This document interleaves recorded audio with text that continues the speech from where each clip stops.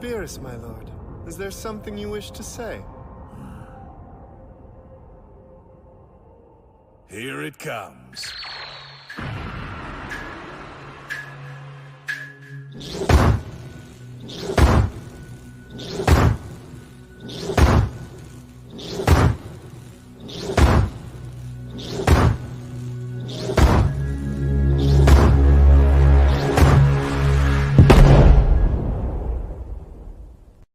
Warning.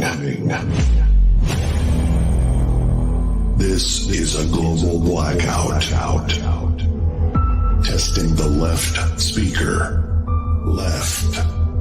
Testing the right speaker. Right. Surround successfully recovered. Ladies and gentlemen,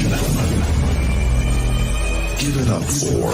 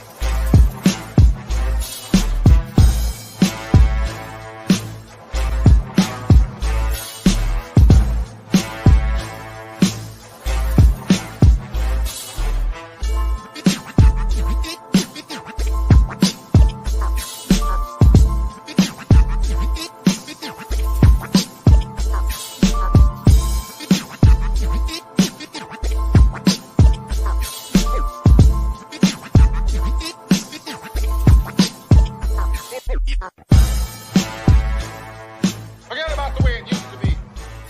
This is not a damn democracy. We are in a state of emergency, and my word is law.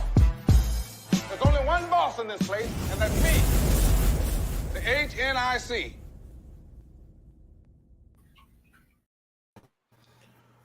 And for the 300th time, welcome to the Head Nerds in Charge. Ew. What it do, y'all? Go ahead, Teffy. What'd you say? No, I was like, ew, what's up?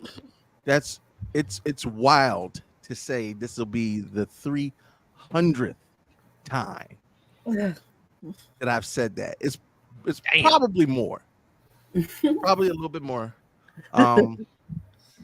Genuinely excited for tonight's episode. It's a special night. Something that, as a creative, you work towards doing the best you can to consistently put out the content that you love. For the past 6 years, 5-6 years, I can say that HNIC has grown, mature. I use that word.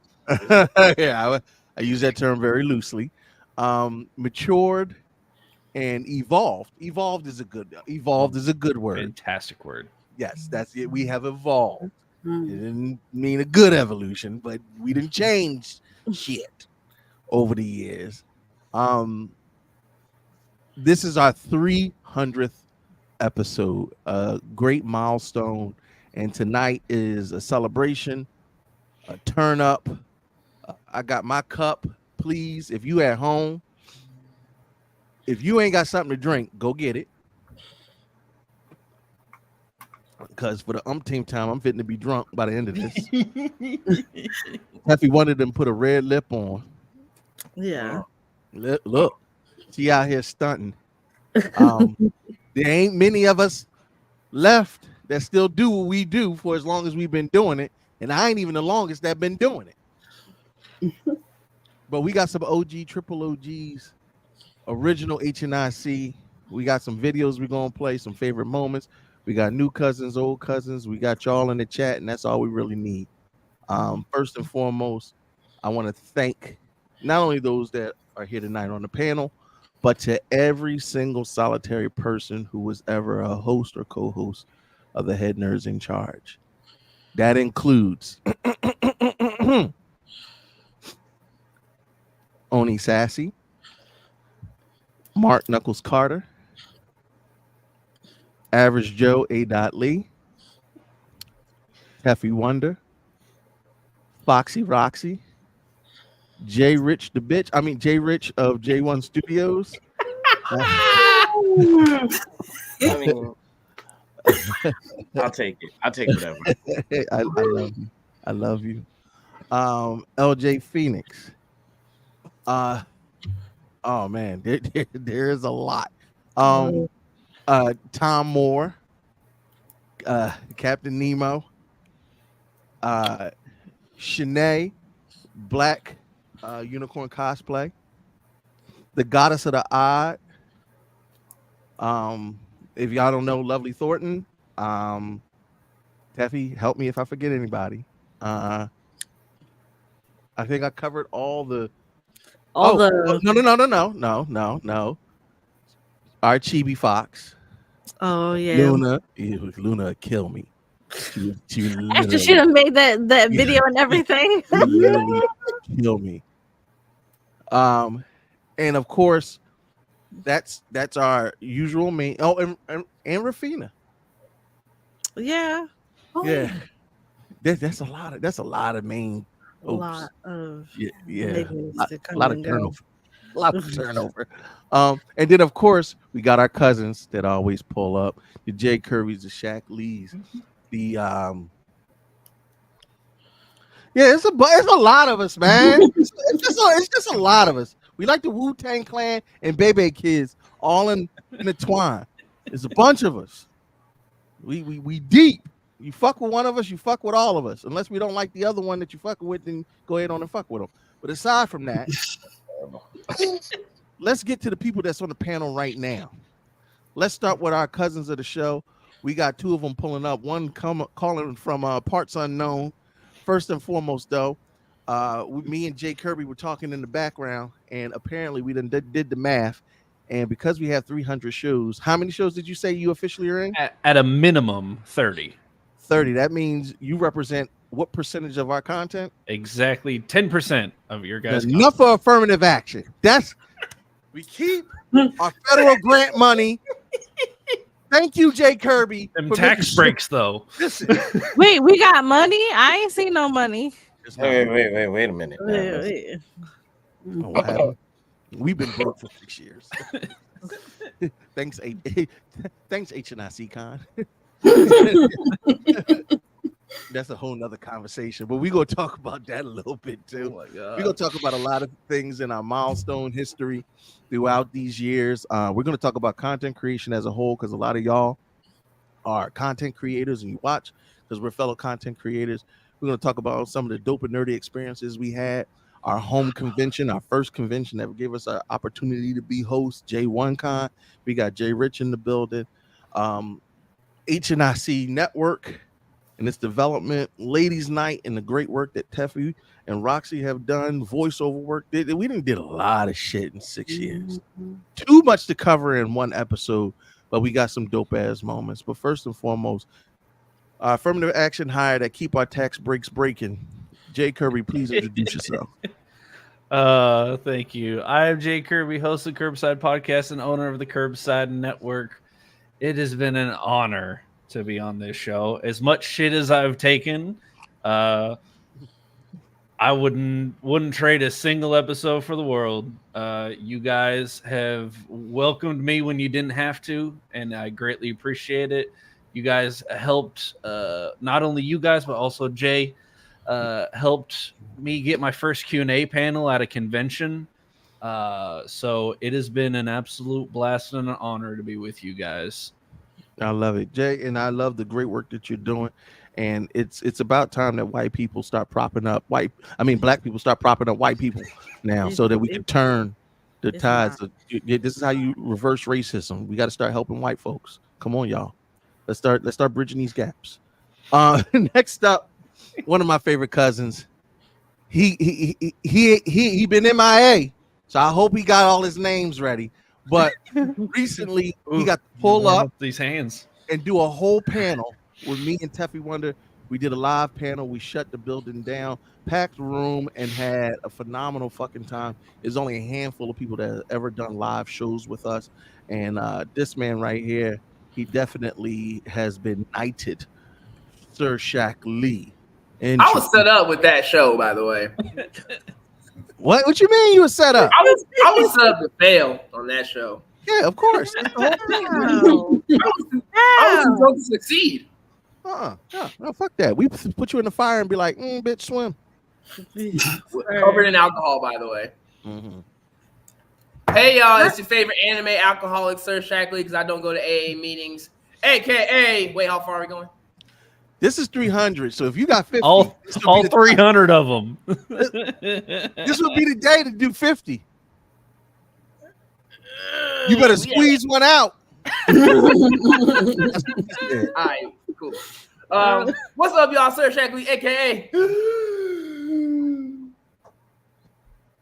Mr. Shaq Mountain Ramen, coming from the south side of the Soul Society, aka Mr. Red Cup Combos, aka the Alcoholic Academic, aka the Alcoholic Hotshot, aka the part-time Pokemon trainer, aka Mr. Red Cup Ronin, aka the Supreme Kai Solo Cups, aka the Sake Samurai of Wano, aka Mr. Drunken Fist, aka the Southern Drunken Dragon, aka the Southern Soul Reaper, aka Dynamic Digimon Defender, aka Mr. Weekend Sake Demon, aka Mr. Steal Your Sake, because I'm taking that shit from you, aka the Southern Bald-Headed Demon, aka the Southern Comfort Shaman, aka for the holiday season only, Old Saint Shaq, aka the Goon of the Gallery region, Pokemon Gang, aka the Gundam Guardian, aka the Southside Hidden Cloud Village Ninja, aka the Southern Alcoholic of the Shadow Realm, aka the Alcoholic Agent of S.H.I.E.L.D., aka the Wakandan Style Kickboxer, aka your favorite Shaq-alicious, aka the Sensational Shaq, aka Black Saitama, aka One Cup Shaq, aka the Sake Sith Lord, aka the Jungle Juice Jedi, aka Mr. Funny Faces of HNIC because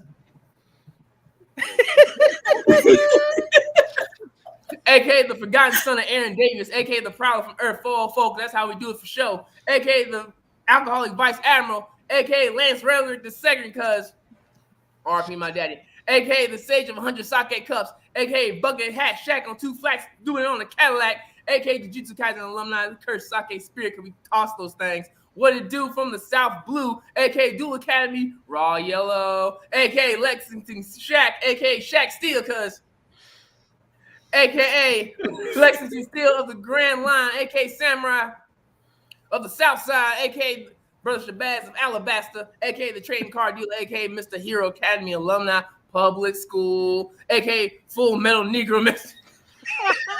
4 more, Shaq, 4 more. Aka Shacko Wacko, because we hit that dot consistently. 3 more. We need 3 more. Jack, 3 more. AKA your favorite card dealer for real.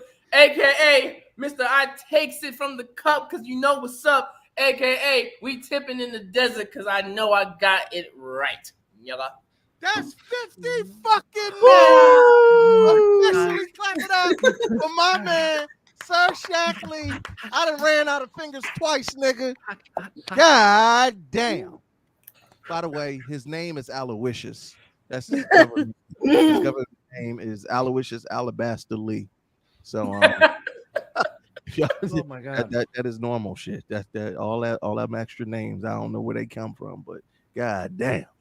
Woo! Some of them be random DMs, some of them be in the comment section during the show. I just need you to take a breath. Look, even Tink was like, good Lord. the way he's still going. Yo, the boy got stamina. Let's go. That's what I'm talking about. Shaq got them lungs on him. All right.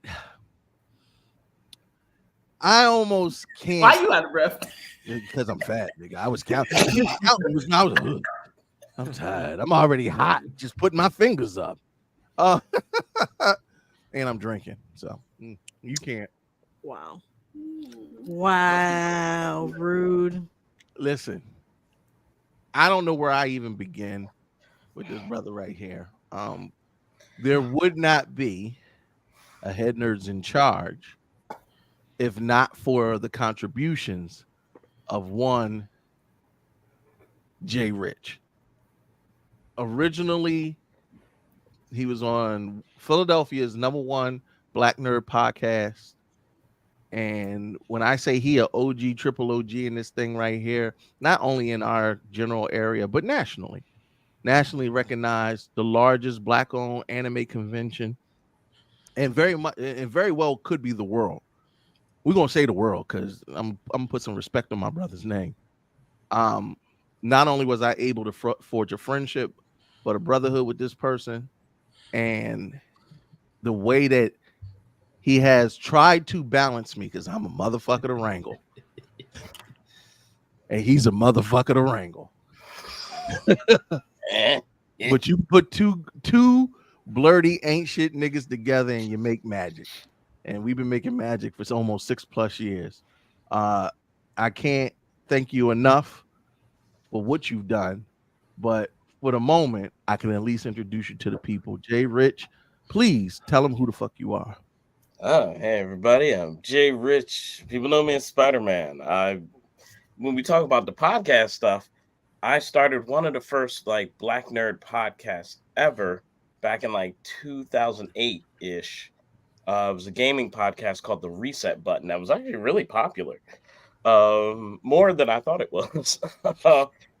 Then I joined, we had our radio show, the Black Tribbles, and then you came in on that, like as a guest and just to observe and all that stuff. We had you back and forth because I had McNucks on there quite a bit. Then with J1Con being the longest running Black-owned anime convention in the world, and with J1 Studios having one of the first Black female leads in manga to have their own book. That was something I didn't know about until like last year at some point. I was like, oh, back in 2006. So I've been in this industry for a while, even before blurred was a term, and I tried to give people platforms and spaces to do their Black nerd stuff, which led to me helping Hilton create. Like, I was one of his mentors for BlurCon. I helped a lot of other podcasts, but like this is like my home right here. This. I'm sorry, y'all. As many podcasts as I've helped out, this is my #1 right here. As it should fucking be. But I'm always around, just working a lot in a lot of NDA projects. So I love it. Jay Rich, look, if y'all don't know, check out J1 Studios, definitely on Instagram. Follow up. We're gonna be talking with Jay. We about to talk a whole lot of cash money shit. But this next person, I've been knowing Roxy before I was a nerd, before we did any of this podcasting shit, before any and all of it. I always knew Roxy from a former life, but also she is one of the dopest cosplayers you could ever meet. And she was already doing her thing in this Black nerd culture world long before my fat ass came along. But she graced us by not only joining our shows, but being a part of our events, holding it down for the voice acting side of things. She has been a staple host of the Head Nerds in Charge. And if a nigga ever get a bag, she one of the first ones that's gonna get cut some paper. Because when I tell you Foxy Roxy will be in the trenches with you, this woman right here, when I talk about the women who have propped up and supported this thing to get it to 300 episodes, she is one of the original ones that I am referring to. Ain't a lot of them, but she is definitely one of the ones that the pillars of Head Nerds in Charge was built on. I would live and die for this woman. And I swear for God, this is a person who gives you everything from the hair on her head to the shirt off her back. And I mean that wholeheartedly. The sultriest voice in the game, the voice to make you moist, because I stay wet anytime I'm near Foxy Fox. She been entertaining my bullshit for over 5 years. Crazy. Ain't old it yet. That's all right. because she's a smart woman, happily married. I'm just ignorant. Oh my goodness. But Foxy Roxy, please introduce yourself. Okay. Thank you very much for that announcement. Hi, everybody. I'm Foxy Roxy, aka the voice known to make you moist. I just want to say I am so happy and thrilled to be part of this remarkable family of beautiful and talented content creators. You guys are doing your thing, and thank all of you out there for watching us and supporting us and everything through all these years. And that's just basically it. I love all of y'all. Thank you for having me. I know that's right. And yo, Foxy's hugs. I know. Listen, it's a comment. Like Brit commented on it, but y'all ain't been hugged. Foxy will hug the depression squirrel. Oh, fake. Foxy and Dexter. No, Dex rearranged. No, I like Dex, but Dex be bruising my triceps. You gotta take a deep breath before he hugs you. That Pete brother will break your back. You a chiropractor. I don't like that. Crazy one of those. Yo, my goddamn sciatica felt like I was at a Diddy party. I was like, nah. Pretty crazy. Back pop like Mr. Incredible. Yeah, right. Foxy got that melanated softness that when she still got strength, but it feels cushioned. Dex ain't got nothing but bicep meat. Get off me. Unhand me, sir. Now, if I give an introduction like that to Foxy Rocks, man, where do I even begin with this motherfucker? Yeah. I could be long-winded with it, but I'm gonna be singing the praises throughout this entire episode. But this is what I will say. Started off as a pain in my ass and ending as a pain in my ass. Whoa! Just because you've been nice to me. Oh my God. You've been too nice to me for the last couple of weeks. Yeah, I had to go there. Yeah, I've been waiting for it. It's fine. I wish I had. Oh, I'm gonna try to upload the video. So wait, what video? So this is a video of one of the first times that Teffy Wonder called in to our internet radio station.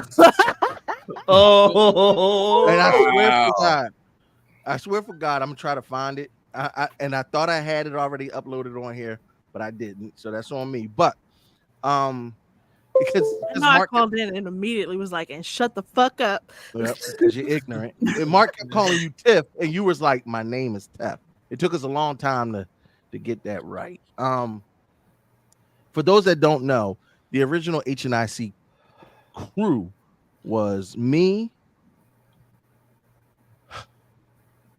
Tom Moore, and Average Joe, and Mark Knuckles Carter. It evolved to adding Sassy, who was the first lady of HNIC.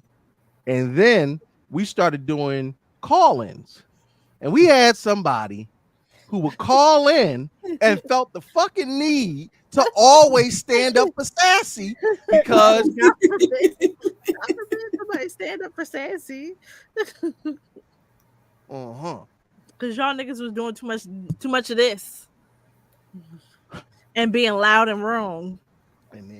And that's where it began. As a regular caller into the show, we started, me and Teffy Wonder started to have our banter back and forth to the point where I was like, oh, bring your ass down to the radio station if you got so much to fucking say. Well, why the nigga pull up on me? This is why you can't say that to Philly. Oh, what? You can't say that to no West Philly broad. She gonna pull up on you. Listen, and had to and asked you multiple times. I was like, you told me to pull up, sir, and get the Addy yet. Asked you for months. Yeah, I was trying to avoid it then. I was like, oh shit, this nigga might punch me in the mouth. But she showed up to the radio. Listen, Teffy Wonder one of them people where you're not sure if she gonna hug you or punch you in the fucking mouth. But just always know, from the bottom of my heart, Teffy Wonder, I don't care where we are or what we talking about. Fuck them! Fuck them up against the wall! With handcuffs on and crazy through on their lips! Ain't nobody scared of you. Ain't nobody scared of you. But If they knew better, they would be. But Teffy Wonder pulled up on us, and history was made because single-handedly, Teffy Wonder is the doppelganger to me. There's nobody I know with a better work ethic and understanding of how to create content. The banter that me and Teffy have has literally been the staple of most of our shows because we are diametrically opposed on everything and we agree on everything, ironically. When we finally do find some semblance of peace in between the shows, it does not have that je ne sais quoi that makes it great. But when me and this person are at complete and utter odds, especially next month, because me, I already know Monster Madness is coming back. Oh yeah. Pull up. Listen, ain't no better arguments, ain't no better beefs. This is a staple from Jay Rich, from his original podcast. He brought it over with March Madness, and then HNIC put a spin on it where we do a Monster Madness one for spooky season. And Teffy Wonder is a whole fucking menace, a nemesis into this shit every year. But I could go on and on at the greatness of this young lady and how she has actually made strides on the HNIC network to empower women of color and women as a whole, establishing the first Ladies Night, which was an all-woman podcast here on our network, the first all-woman podcast, and continuously trailblazes avenues and building platforms for other people of color. My managing director, the number 2 in this thing that we do, the fucking HNIC, right under the HNIC. I just want her to know she's under me. Oh my God, bro. You so Teffy, annoying. the motherfucking merge on. I gave her that name trademarked under King Kurt Live. Merge on. Niggas love bringing up old shit. Evil's good and ass is good. And if you get you a piece of evil ass, whoo! That's Teffy Wonder. I'm a piece of evil ass. That's crazy. Talk your shit, Teffy. What's up, guys? This is at Teffy Wonder here, your wonderful melanated mochafied merge on. Happy 300th Wednesday, which sounds insane to me. Yo, that's a lot of fucking Yeah, I know, because I came in at Wednesday number 40. No, actually earlier than that. Thursday number 30. 30. No, it had to be earlier than that because you were calling in around episode 25, 26. That's crazy. Yeah, but I didn't come on until until May, which was like 2 months away from the 1 year anniversary. Yep. But yeah, I'd been calling in from like the first couple of months. So like 5-6 months in. So yeah, that sounds about right. But yeah, so don't know. Did not realize that coming on to the show one time that I would be here 200 plus episodes later. But so to talk about our co-hosts, I'm gonna go from bottom to top. Shaq, thank you so much from coming on. You always bring really great energy, and you might have felt set up at the live panel this year, but imagine how I felt learning under Curtis and just doing panels and doing shows and having to think on my feet. That has been these past 6 years of just That's it. Right, nigga. Throw them in the fire. Yeah, 6 years of you got it.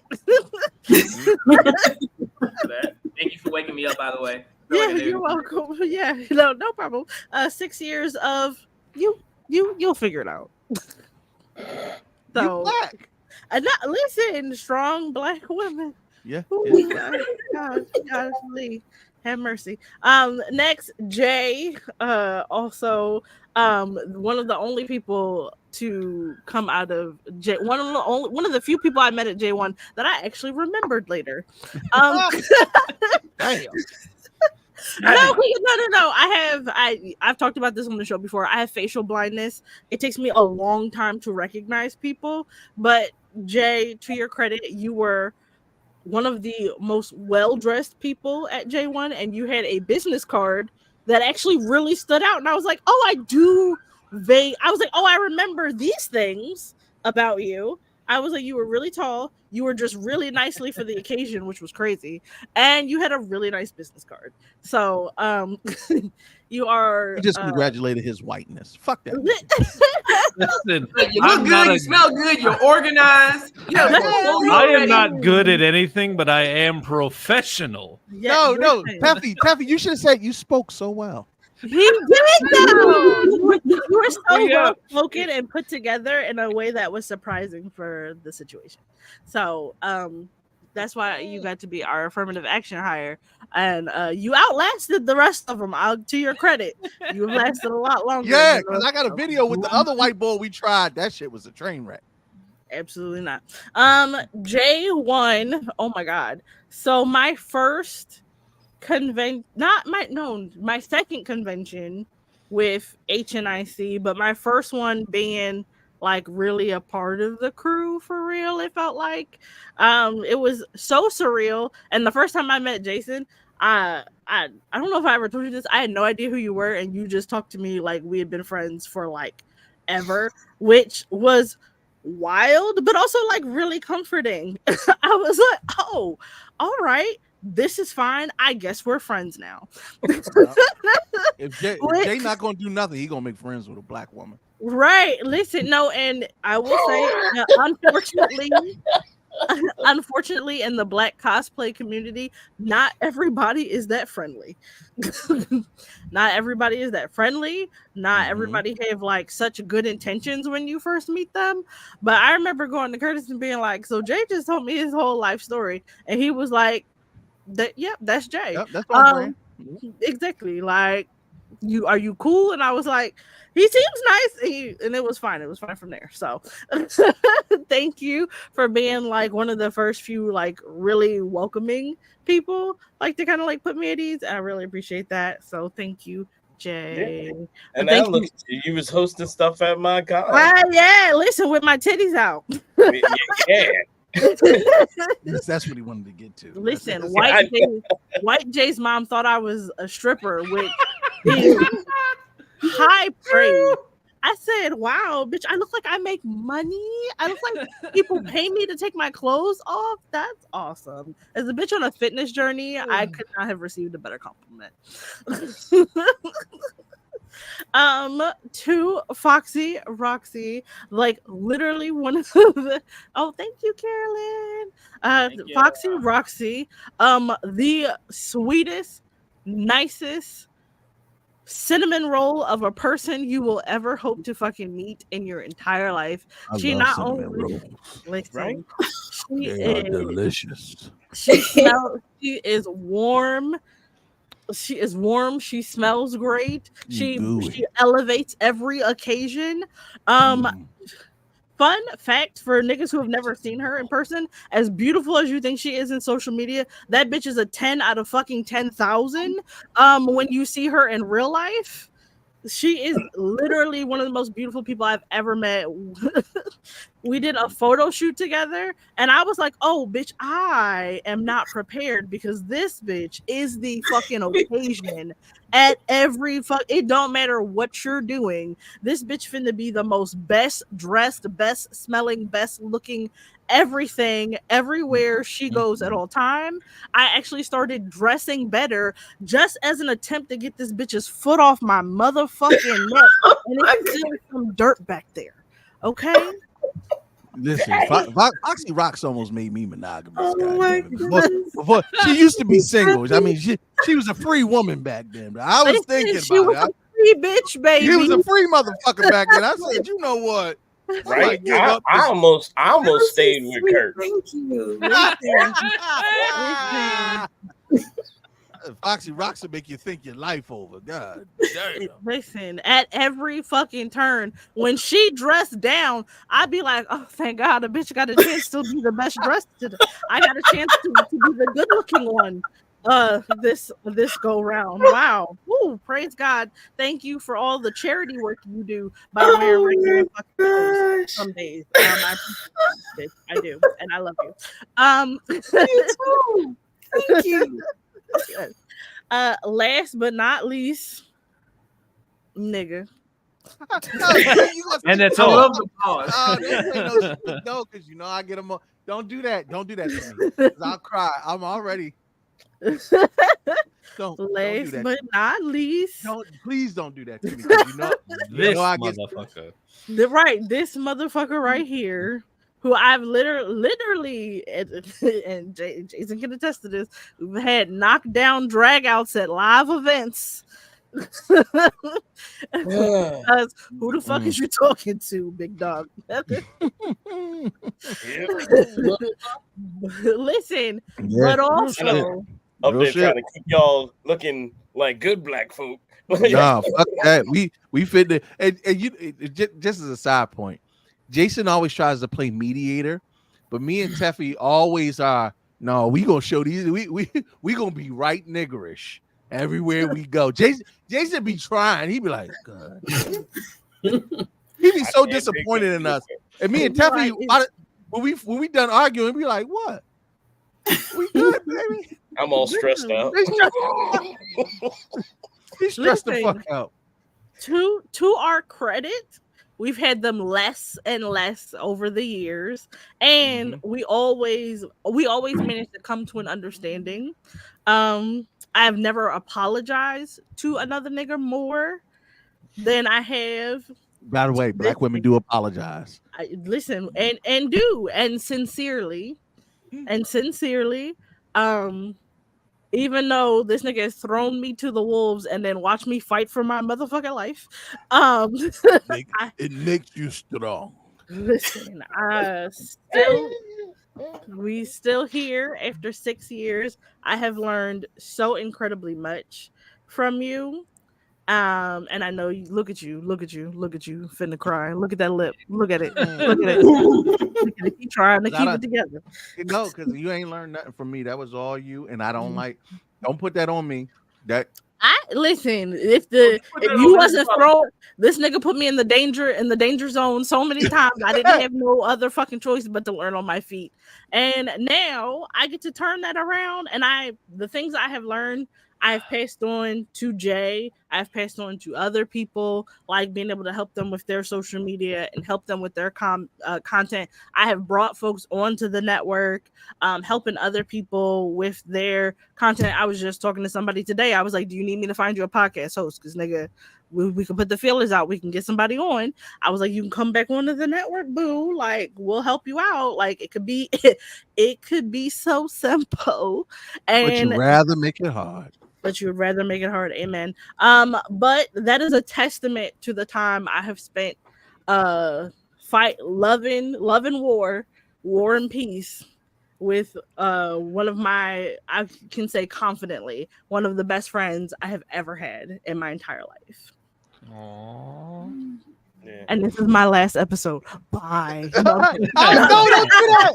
I was gonna do a joke later, like this is it. Ecstasy is done, bitches. We out of here. This is the best we at the top. Fuck you, niggas. Now you ruined it. I wanted to jump in, and I do have to give y'all props for one thing, real quick. Just like when I had Kurt like in the green room of my show, like hey, like this is how shows go on, this is how podcasts are done, this that, and then you and Mark was like, hey, we should do a thing, and like I was like, this would be great. And to see you guys surpass the stuff that even I did, like, is just awesome. Especially making the name. Y'all made, like, the two of y'all, though y'all stressed me out. I know I stressed y'all out sometimes. But like on the business end and some of the marketing ends, y'all would stress me out sometimes. I'm like, look, stop arguing. But like the fact that y'all did what y'all have done is amazing for not just Philly, but for like the culture itself. Like as a pop culture, as like for the like black nerd community, because you guys stepped in when there was like people like me and others who didn't have the time or the space or the bandwidth to keep things going. You guys took up the mantle and flourished. So real quick, y'all know when Dick Grayson stepped in for Batman. Remember y'all remember that time in comic books? He had been Robin. He did the Nightwing thing, but then Bruce Wayne disappeared, and Alfred had to call a nigga and be like, "Hey, listen, I need you to carry this mantle because people need to fear the cow to stay in line." When we're gonna talk real shit, well, not all the real shit, but we're gonna talk real shit. When the Black Tribbles kind of wanted to pursue their own personal projects, I'll say it like that, we were just getting started. And if don't nothing put a chip on a motherfucking shoulder of a Philadelphian is telling them what they can't do. And here we are. I genuinely am thankful for everybody on the panel. I remember the first time I met Jay. I can absolutely tell you the first time I met Chat, because bald headed niggas, we unite. It's a signal we send out. We be like, my nigga. and tonight is truly a celebration of a lot of those things. So much so that remember what I was telling y'all about the first time we talked about Teffy Wonder? So this is the first time Teff's name. Mind you, we called her Tiff because we was fucking her name up. And she was real adamant to let us know that we were wrong. But this what happened. Oh boy. We just got done with episode 29. Yeah, 29. We about to hit 30 episodes. So we wanted to do something special for everybody. We just ran our contest. We got all our contest names. All the names are going to go into the King's hat. We're going to have Mark and Sassy pick 2 names out of the hat. Those 2 names, you will get cash snapped immediately after we come off our live. All I ask is show love, make a quick video proving that you got the money, and then send it to us so that we can post it and show that we about our business. Absolutely. Yep. Head nurse in charge pays what they owe. So let's put the names in a hat. I'm going to shake it up. Ladies first. Ladies always first. Sassy, could you tell us who is our first recipient of the contest? Somebody get lunch tomorrow, y'all. Luke! My man! Luke, I will be cash after you that bread as soon as we get done. Mark, Yeah, let's do it. our second winner, if you will. Second winner. Tiff! Tiff! Hey! Listen, y'all. Tiff, baby, let's do it. Much Congrats, love Tiff. to everybody who tuned in. This won't be the last time we'll run this contest. Do a lot, Headers man. in charge got you covered. Remember our promo code for GPCC. Anyway, nigga, we was calling you Tiff. Oh my god. I laid y'all niggas out next week. Yeah, he did. Like, my name ain't no motherfucking Tiff. Actually, that Cash App, because I remember I put it on my Snap story, it still pops up in my memory. Do it really? It does. It pops up because I had the notification on my Fitbit and I took a video of it on my phone and put it on my Snapchat. It still comes up in my Snap memories from time to time. Y'all don't understand, like shit like that. I remember you had me. You bullied me to guest on your show. Oh, no. We listen tonight. We 48 minutes. So wait, what episode was that? 29? 29. It was 29. That was episode 29. Jesus. That was episode 29. Yeah, you been. And mind you, so how we counted the episodes was we had episodes on PC Radio. There are a bunch of lost episodes. Also, we have episodes when we migrated to our own studio twice. But technically, the beginning was PC radio. So those early numbers, that's true. Teffy was here. If we're giving prizes to her at episode 29, that means she was there in the first 25 episodes. Yeah. That means she represents over 90% of our content. Damn. I'm gonna have to cut this bitch a check. God damn. Harry, send the cash app.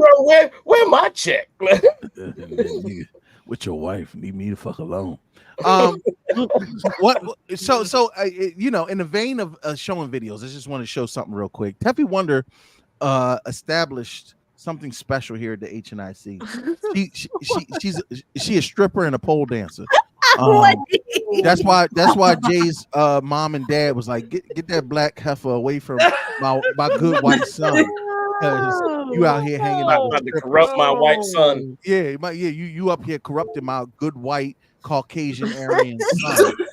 They love you. It's a little spicy life, is there? Yeah, with your Nubian ass, with your Nubian meat curtains. But this is one of the first times Teffy Wonder did her poll show on the platform, and it's not gender specific because both genders represent on the poll.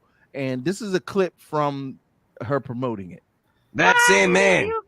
Baby. Oh shit. Yeah, no, I'm putting on my first ever virtual striptease.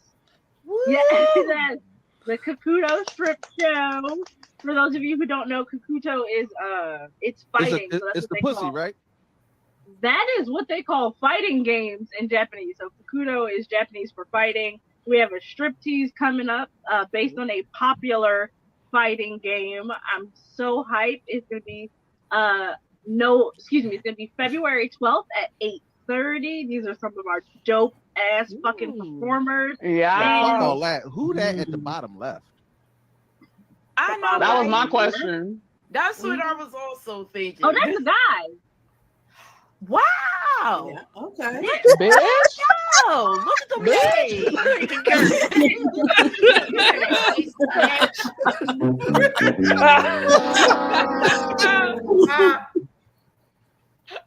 She was interested before you realized he had a penis.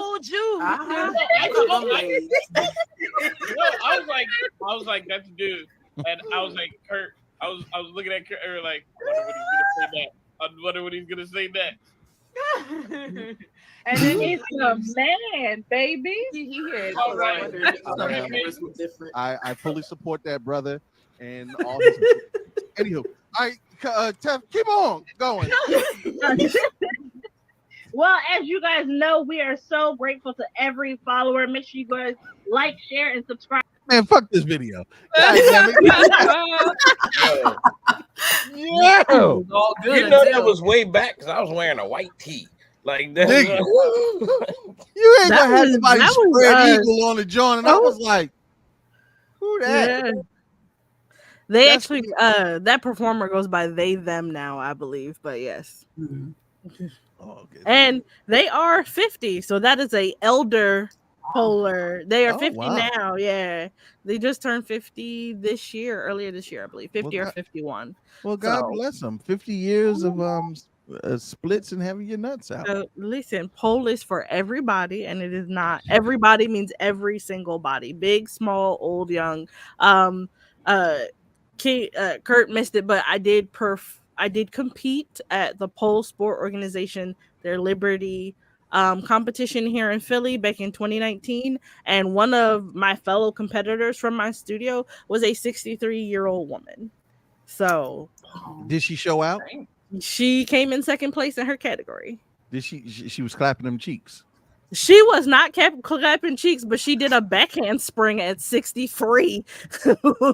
Shout out to Siren by Night, who's also our network director on Head Nerds in Charge. Very appreciative of the love and the Unicorn Universe, her own network that was established here at the HNIC network. Again, always building, growing, and helping others. Hey, Tiff, hey, ain't nothing better late than never. Come on, pull your ass up. Yeah. Teffy wouldn't have been shaking her ass long before she got on that pole. This is what we do. Listen, don't get it twisted, y'all. I got videos. I got videos I can't show, videos I should show. Sir, Man, you don't know what I might show. Stay putting my business out there. We got cousins that sent in videos that couldn't make it and be a part of the show, but they wanted to show love. Here's one of them. Hey everyone, it's LJ. I just wanted to come through and say how proud I am to be a part of this team. And I love you guys. And congrats on 300. Like, I wish I was there, but I am traveling. I will be back next week. And I can't wait to see you all. And I'm so proud. Love you. Mwah. Oh, hell yeah. Yeah. I want to go to Jay real quick. Jay, you're a white man. Yep. Tell us. Tell us more about your whiteness. No. Like, Wow. To be Caucasian in a predominantly, unapologetically black space is different. He got a black girlfriend, y'all. That's all right. He dipping it in. I was going to say his house is now a black space because he got a black girlfriend. Once you dip your dick in the chocolate, you can't get that motherfucker Willy Wonka.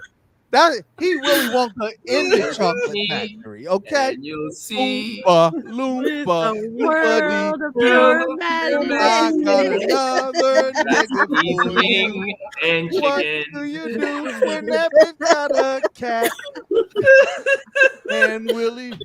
And when it's wet and really fucking fat. All right. Anyway, I really like the look of this. Insane. Look, I love white people because you can tell when white people emotions, you can see the shit on their face. Jay turned red, blue, green, all kinds of fucking colors. Jay. I'm sorry, Jay. No, you're good. You're good. We'll edit that part out. But Jay, you didn't represent 10% of the content. How has the experience been, and what have you taken away from being in a predominantly black space and black podcast? Ooh. It's been crazy. I know it was really interesting because I met all of you guys at Black Label, and it was the creators, the vendors dinner the night before the con. And I don't remember Pause. I don't remember that weekend at all. Hmm? Said pause. No, we didn't. We met at J1 because Kurt said, "All right, go talk to Teffy about HNIC Con." I go, "All right, yeah. Which one's Teffy?" And here we are, years later. But y'all just like walked in the room and took over, and I was like, "Those people are awesome. I want to meet them." And then we got to chat the next day live on my Twitch. And you guys kind of pressured me impromptu to come to HNIC Con. And I did not want to offend you. I did not want to upset you. So I said yes. Good. We pressured your white black ass. Because I never get to tell this story. I was moving in like a couple months, and you guys were like, "Are you gonna come to HNIC Con?" And I was like, "Sure, let's see what happens." Not gray guilt, because that's white and black. But it really, I'm not gonna lie, my first few episodes, it was crazy to me because I still at times wonder why you guys brought me in. Like, why me? And especially those first like 3 or 4 episodes, I was like, okay, I'm gonna give my opinions on these matters, try not to offend anybody, and see if they bring me back next week. And here we are, almost 2 years later? Yeah. Crazy. Yeah. So it's been a blast. I have Learned a lot from you guys. I've aspired to have my show be similar to yours. You know, every height that you guys reach. You appropriating black content, you motherfucker! Wow. It's Just like a always colonizer. happened. You knew it was coming. You knew it was coming. Elvis Presley.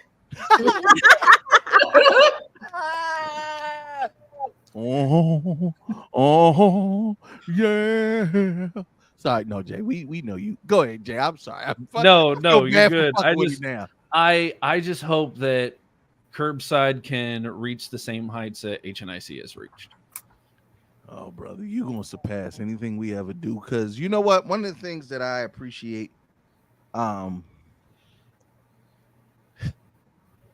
yes, we are an Afrocentric, Afro-supporting podcast because, as I always continue to say, we are underrepresented in media, but being underrepresented does not mean we do not still support people who don't necessarily represent the Afro diaspora. Black women, black men, yes, we need to be better represented in media. It just is what it is.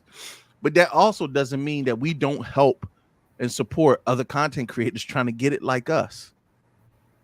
This shit is hard. But if I can't say nothing, take the color out of it. This shit is hard. Like, one of the hardest things I've ever had to done. When my life was in complete shambles every Wednesday, I had to still show up. When shit wasn't going right, when I didn't feel like being funny or laughing or joking or playing, I still had to show up. And when me and Teffy was actually going to a studio, we had to actually go and show up. Wi-Fi issues, money spent on microphones. I mean, I'm not going to tell Shaq business, but to do our show right now from where he is in parts unknown takes an effort. Yo, for context, it's not nighttime where I am. Yo, yeah. It takes an effort, and when I said, "Yo, who all go?" Like Shaq was one of the first ones that messaged me and said, "Hey, nigga, I know you got a slot for me." Like, bro, you on the other side of the you are in a place in space where it's not convenient for you to be on here, but he felt the need to do this. Why? Because we all do it. We love it. God damn, we love it. And if we didn't love it, y'all wouldn't love us. I remember going into the studio. Remember how our tech issues were a bit because they happened. That's that fucking Dante. Oh,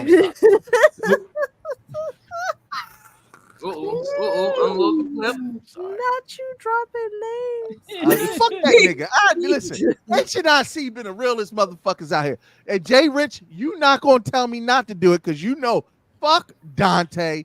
I still to this day fuck that nigga. Fuck that nigga with two sick dicks on a stick.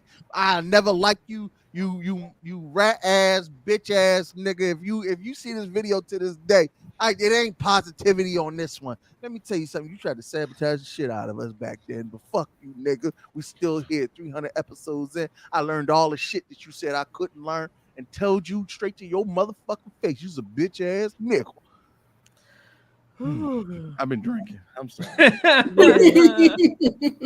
But yeah, so like I said, tech issues. Woo, it got to the point where people would be like, "Oh, they'll be back in 5-10 minutes."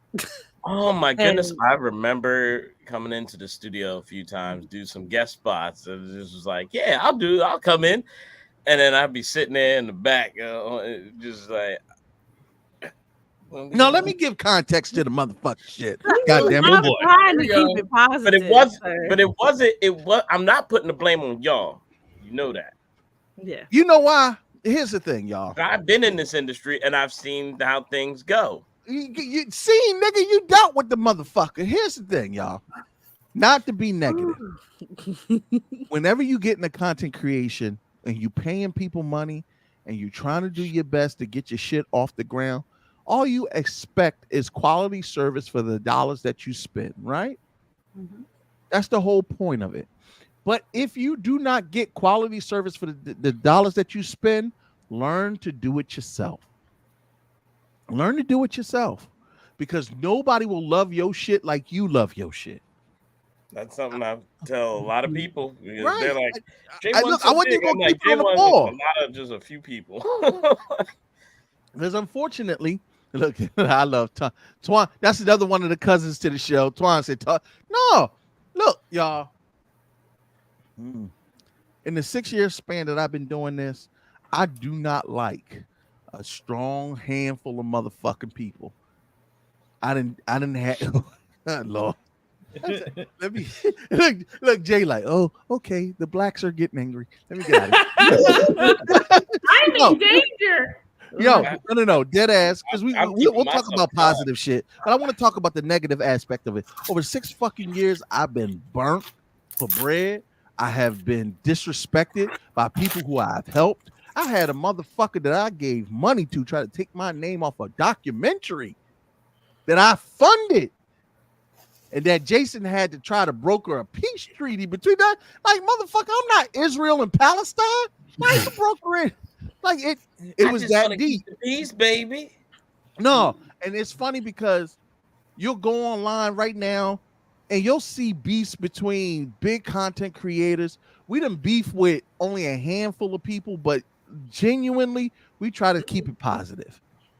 And I will lose money before I talk shit online, because I'm not big on putting my business on. I'm grown. We just not gonna do that. But what I would like for anybody, if you want to get 6 years in the game and 300 fucking episodes, consistency and the willingness to support your own shit despite people fucking you over. Because guess what? You will get fucked over by somebody. That was one of my first lessons with everybody who wants to join the podcast. And they're like, oh, we got to put a crew together. I'm like, your crew is going to break up in some way. Or Jay, talk. I don't know how much. I have no, Taffy, because you listen.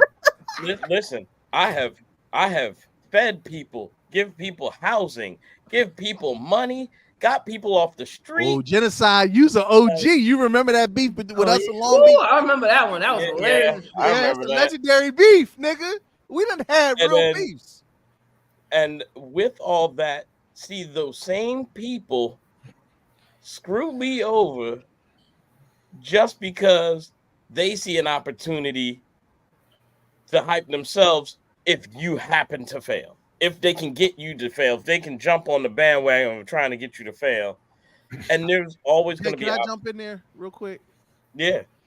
Shout out to Dre. Thank you for the love and the support. I met Jason at a very tumultuous time in both of our lives. And I'm not going to get into the logistics of the tumultuous time, but this is why this man is my brother. There was a situation with his podcast where he was unable to be a part of it. And at that time, I ain't had shit. All I had was a platform, and we had a radio show, and I begged this man. Jay was like, look, I'm going to go do my own thing. I said, well, Jay, just come on my shit. He was like, Kurt, I don't think that'd be a good idea. I said, nigga, you got a voice, you got content, come on my shit. Let's just keep it going. When Jay brought his personality, his energy, his love of what he does to HNIC, our numbers damn near double. When I tell you I love this brother right here, it ain't got nothing to do with the content creation. It's everything to do with the journey that we spent together. And that's the same with Shaq. That's the same with Jay. That's the same with Roxy and Teffy. We done been in Puerto Rican parades sweating our asses off. Yes, we have. I done been in Texas, drunk out of my mind. We were. Yo, and had my white brother keep me from doing some shit that I can't talk about on this live. I done had my man Shaq step up in a lot. If we don't do nothing, look, this streaming thing is cool, but our live shows is what I consider our bread and butter. I don't let just anybody in our fucking live shows. Not only did Shaq step up, he showed out, which is a hard thing to do because I'm a hard motherfucker to work with on a live show. Teffy will tell you. And each individual here has always risen to the occasion. But that's that you, if I can't say nothing, find you a good fucking team. And if your team ain't right, your team may change. Your team may change, may evolve and stuff like that. But there's gonna be a core. You build that core that you have to understand that no matter what. Listen, we got people in the chat right now that was there for that fucking day. Yo, remember, Danae was pregnant with Parker. Right. Wow. And I had to keep her from bodying somebody. Yeah. Because she used to be like a bodybuilder back in the day, all that stuff. She was about to put hands on somebody we truly had disagreements with, and I had to stop her. Dante, nigga. Dante, this bitch ass fucking nigga that fucked us over. Same name, Jason. I don't care. I'm sorry. I was drinking. You know that's twice. If you say it one more time, yeah, he gonna pop up. He gonna pop here. I'm about to say, you gonna have feel the juice effect, my nigga. You're great. No, I mean, Shaq genuinely is a diamond in the rough. That I'm genuinely drunk. No. Don't underplay it. This is a brother who sends me workout shit because he said, Kurt, I want you to live longer. I want you to be a Shaq. I sent you personal shit that I knew you could do. Shaq is a brother who looks out for you in a way that transcends anything that benefits him. And you need the way this works is Teffy and Roxy are like my own. Like legitimately, these are my people. Jay, Shaq, and Jason. If you can't have people within your group, your organization, your podcast, it's like family, it don't work because God forbid the money actually come. That's when shit get real. And yeah, when money starts getting involved, that's when everybody start acting funny. Bruh. Well, they start acting funny even without the money. Motherfuckers act funny for clout. I'm not trying to make this show messy, but the liquor telling me something different. Sir. I know. All right, so we got another. Listen, this brother right here, he sends in a video. When I say HNIC was founded on me, Nemo, and Average Joe, this is my best friend. I said, we're doing a podcast. And salute to Mark Knuckles Carter. He was the first person to say, Kurt, let's do a podcast. And I was like, a podcast is cool, but let's get on the internet radio.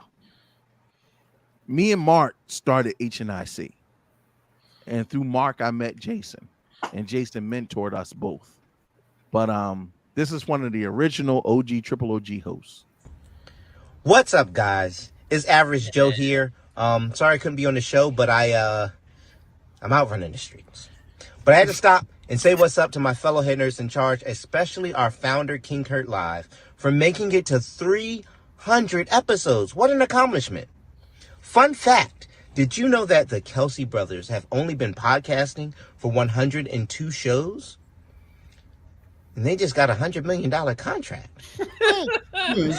Well, here's the 300 more episodes. It's like, no, yo, I love you guys. I'm so proud of everyone. I can't wait to see what's coming down the pike, and I hope I get to be part of it or continue to be part of it. Make it to 400, and I'll write a movie review for the website. Make it to 500. I'll finish the script. But I'm not. I was going to come up with a Joe Budden joke, but I couldn't think of one that was good. Oh, well. JBP, where would you be without the JBP? That's such a good jingle. Why didn't we come up with something like that? So basically, Why do what he you talk just like said this was, is "Kurt, weird? I'm slacking because I ain't get us no $100 million contract. Shit. I done got us in some places that we ain't supposed to be in though." Ah, Steph, don't do that. Speaking of getting into places, I have to sign off because I got to call it an early night. But I want to tell one of my first ever HNIC stories. I had met Kurt at Black Label. We talked. We had chatted back and forth, and then ran into HNIC again at J1 in 2022. So, and I'll be honest. I'm very honest when it comes to my mental health. I had huge imposter syndrome. I had no idea how King Kurt and the rest of HNIC looked at that white dude that showed up to Black Label. So it's Saturday night, the after party for J1, and the line is damn near down the hallway. There's at least 100 people in this line, and Kurt walks off the elevator, sees me and my two friends and the rest of the fucking line, and he goes, "Is this the fucking line?" And I go, "Yeah." And he just looks at me and he goes, and walked us to the front. And at that point, I knew Kurt had my back, and I was like, "Okay, he likes me. Anything that this guy needs from me, he's got it." And First off, obviously, Jay- I must have liked y'all to allow that. He won't even let curbside in the door. Here go the funny thing is, look, it's a duality of the shit. Very early on, and I'll let Tef tell a story more than I will. Oh gosh, Tef had to go somewhere, and they tried, and at J1 they stopped her and was like, "You don't have your badges, and blah, blah, blah, blah, and you can't go somewhere." And I walked past them, and I was like, I had my crown on, and she was like, "You just let Kurt go by. Why you not letting us go by?" And they were like, "Oh, that's Kurt, you know." And she was like, "Motherfucker, I'm number 2 in this thing." And I remember doubling back and telling Tef, like, Jay is family. Jay gives us carte blanche. Own your shit. Don't ever make it feel like you're not supposed to be in a place. And not to say that Teffy had any trepidation on doing that, but sometimes you got to tell a motherfucker, like, you got to own your shit. That's also that's the same year that's the same year I almost fought your security, because the bull walked up and grabbed me at the after party, and he was like, "You don't have no wristband," and I said, "Touch me the fuck." I said, "Sir." I didn't even have to say anything because Curtis came around, because I was like, "Who the fuck is this?" Yeah, Curtis heard me, raised my voice, and was like, "If you don't know nothing about black women, whenever you can hear them in earshot say, 'Who the fuck?'" Yeah, you gotta It's show like up. a really bad twitch. Like, oh shit. Yeah, it becomes a problem. That's a disturbance in the force, is what that is. But to Jay's point, I met a young content creator. Doesn't matter the color of his skin. He wanted to get it. This happened to be my home convention. Jay affords us the opportunity to do a lot of what we want to do, and he trusts me, Teffy, to represent accordingly. Yeah. Also, it's not Jay's fault that his people are that them people be sexist and racist. Don't do that. Don't. They do are. that. They not his are. fault. Not his fault. It's not his fault, but you know, they are who they are. I get on my staff about not letting people in with badges because people will like to sneak in, especially to after parties. Oh, we get it. Listen, No. It was fine, but I was like, first of all, if you know his face, you know my face. Do you know why I know you know my face? Because I'm in the same fucking picture on the website, on your banners, on your list of people. It was literally a big head nurse in charge guesting. And she was like, "Nigga, I'm on the fly." I pointed to it. I said, "Are you, bitch? That's me right there." I was like, "What are you talking about?" And then at this the last J1. Where was I? Where? Now, you were doing Jason. You're always You busy. were doing Jason things. And then now at this most recent J1, they stopped me trying to get into the after party. Because they were like, "Oh, I need to see your ID. I want to make sure you're not underage." And I was like, first of all, I know I fucking look 30. Second of all, you just let this white couple in with their less than 2-year-old baby, and you didn't. I was like, "Oh, did I miss the part where you checked their IDs? Because you didn't check their IDs." And the girl went, I try to check this motherfucker every chance I get. I Listen. can't always. and the You girl know was she be like, on one. and the girl was like, "Oh, you right, you could go." I said, "I bet I the fuck can," and just fucking push past him. I'm sorry. Got in there with her baby. Yeah, somebody came in with their baby, and they were like, "Oh, you could go in, but you just have to leave because it's like you can't be in here like after it gets started." And I was like, "But you gonna let them go to the bar and bring their baby in?" Like, I was like, No, listen. "Girl, I'll fight you." At the end of the day, Oh, I know what HNIC that was. is a That- little that was bougie. that company. We That was expect that certain PC there. things. No, I they were remember like vendors, yeah. I remember me and Teffy arguing at the fucking checkout line, and Foxy Rocks looking at us like, "Okay, this is becoming a thing." You see how she opened her eyes? Foxy Rocks, you've been with us for a long. It'd be like mom and dad are fighting. That's usually it. Guys, Foxy I Rock gotta and- go. Thank you so much for everything. I love all of you, and I'll Love you see y'all too. next week. All right, brother. Later, Tater. Peace out, Jay. All right, now I know you're gonna go colonize some shit. Go ahead, have a good night. You about to go discover some land. Fuck out of here, Jay Kirby. Listen, y'all, if y'all don't already know, first of all, foremost, we're gonna get some comments from Foxy Rocks, but I want to give a second to introduce my man 50 Grand, another one of my good fucking mentors, a brother who has helped keep me. Remember I said I was a motherfucker? People like Jay Rich and the Scorpion King, they keep me in check. I do listen to some people, not a lot of people, but these are the brothers that keep me in line. When talk to the motherfuckers.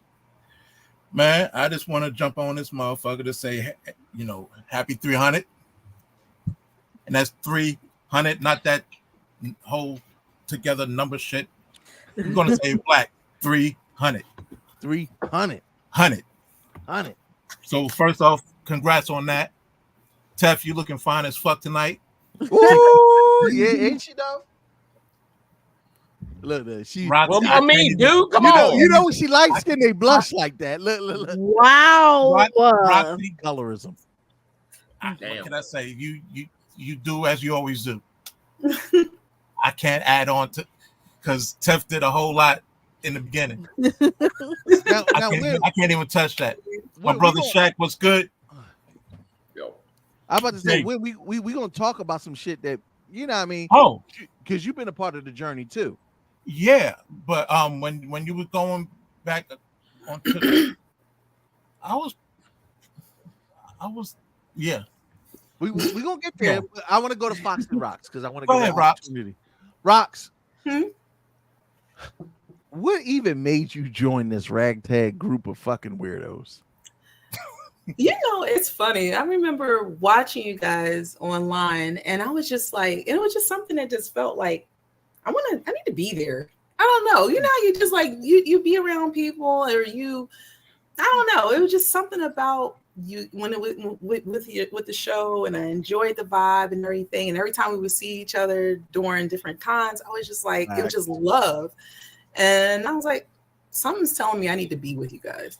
So I just kind of threw my shot out there. I didn't know what was going to happen, what to expect and everything, but I'm glad that you accepted that shot. And I got a shot in the spot. You can always shoot your shot with me, baby. And Scorpion King, when you've been a mentor to so many in the culture and the community, and I hate when people be like, oh well, they look over it's not just the cosplay community. No. What we talk about is building platforms and opportunities for all people of color. y'all don't know when building a whole media network platform for people. Y'all don't. I don't want to tell. I'm not sure how much I could tell or not tell, but I'm gonna let him talk about it because I don't want to tell too much of your business without you talking about it. But I mean, this is a brother who's literally building platforms, conventions. He has supported multiple platforms to try to promote people of color in this space. So when talk your shit a little bit. I'll put it like this. If you really want to know, go to ohiohenterprises.com. It spells it all out right there for you. There's 3 divisions underneath it, and each of the 3 are special in one way or another. I can tell you like this. I don't know too many people, unless they got money coming out their ass, who start 4 businesses in one fucking year. One of them being a nonprofit. But Ohio H Enterprises, Ohio H Cares, Scorpion Costuming, and Ohio H Studios will be hitting you in the face real soon. Make sure y'all follow and support this brother. We got a video from another one of our co-hosts.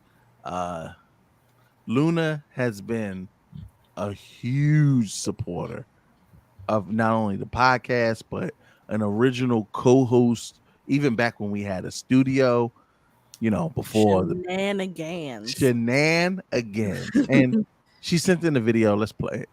Congrats, HNIC. 300 episodes is huge. That is such a milestone.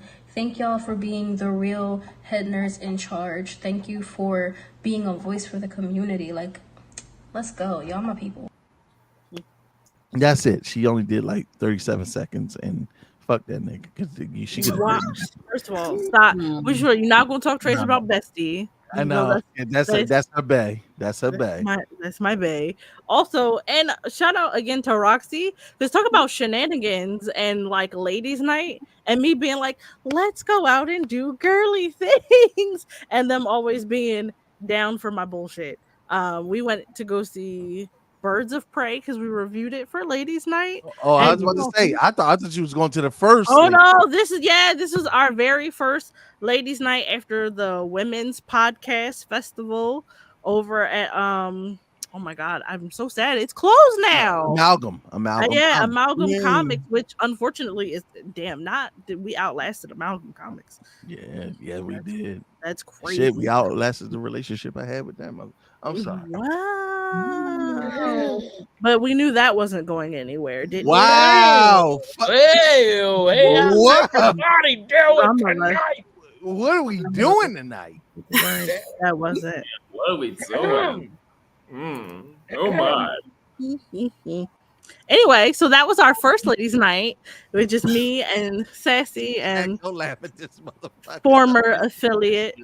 Yes, one of our former affiliates, and Kennedy from the Black Tribbles. It was so great, and I would like to say at one point, ladies' night were the top most viewed episodes on the network. They were, and listen, not to toot my own horn is great, but to see how we have grown and expanded to other women-led content is amazing. And I want to thank Roxy and my baby Luna, who's down for always being down for my shenanigans, because now we provide a platform for other bitches to shenan again and again and again. Speaking of Teffy Wonder shenaning, Teffy Wonder does things outside of HNIC. Even now, we do our streaming show. But here's Teffy and her shenanigans. If y'all don't know, Teffy Wonder is a cosplay aficionado and a purveyor of the provocateur. Wait a minute, hold on. I gotta turn the audio down. I was about to say you better turn the sound off. Yeah, look. You see her with the high heel shoes on and shit. She be out here doing her thing. I'm not sure how. This no, don't I had to turn the sound off. Don't turn the because sound off. Ain't nobody tell you to turn no goddamn sound fine. off. Look, where's that sword Wait a going? minute. Wait a minute. Teffy, where's the sword going? That's what I want. Wow. It's going to your bitch's house. That's where it's going. Who's doing this phone work? What's the sword doing? Look at that. How much of this video can we play? Hey, take it easy on this. We may not be able to show this. Listen, look, y'all. Teffy doing a lot, spinning around this goddamn pole. This is why that white man had to leave. Wow, that is not. So you might want to stop it around here because I do. Oh, nigga, we gonna let it rock. We gonna see how far it go. I want to see how far it go. I don't know. Look, everybody, went in the camera. Like, hold on, nigga, let that rock. Oh, there it is. Best episode ever. Oh my goodness. Here we go. Anyway. No, anyway, us. That's right. Slide that leg back. Kick it up. Get it. Ooh, you a little flexible. Wait a minute. Does it clack when you clack them together? Who that is in the door looking out the window? Right? That is people in the door watching it. Is that a light up page? Yeah. So that's another performer. That's another performer. That's a light up titty. Yeah. That's a light up titty. Oh, it's Liddy. Light up titty. All right. Yo, y'all saw that light up titty, right? Yeah. Wow. Today's episode is brought to you by the letter B and M for booty meat. Hold on, I'll be right back. Wow. No. Oh, shout out to my light up pasties. They were paid actors for the evening.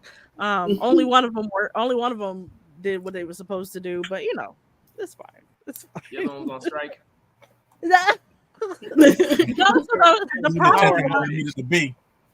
So the problem was they're so hard to turn on that I tried to like turn them on before the performance, but I didn't like check to make sure they were both flashing because you couldn't see it under the costume. So I was just like beep, like push my own nipples in, and I was like, that's fine. It clicked right. Kitty, test 1 2 test 1 2 2. Like checking your car. We go on the left, go on the right. Basically, I'm just mad that they made like the buttons on the actual like nipple part. I was like, somebody thought this through, and I don't like it. Some electrical engineer was like, yeah, this shit gonna be exactly gonna be right here. Where would I want to place my fingers? Wow, that if you just walked in, that would be a clip right there. Yeah. Wait a minute. You doing what your finger? Hey. Anyway. So real quick, I want to give a shout out to one of our cousins of the show, Johnita. Stepped in a place of space that's Teffy wifey, but Johnita stepped in a place of space and she created content that went absolutely viral on TikTok, and I want to give a shout out to her. This is one of her videos. Show love. Well, here it goes. This is another episode of Heroes in Villains Clothing. Rochelle, the mother, absolutely horrendous person. I said what I said. She was a terrible mother and an equally worse wife. Like, who quits their job because their husband has 2 jobs? I do not need this. My man has 2 jobs. She does. Yeah, she does. Who uses cash when they have food stamps because they want to keep up appearances? She does. Literally quits her job on a regular basis because she doesn't have to take this because her husband has 2 jobs. Did anyone think Julius wanted to have 2 jobs? It was already bad enough that everyone was shocked that he still stayed around for what reason, God only knows. But he did. And he was working as a constant.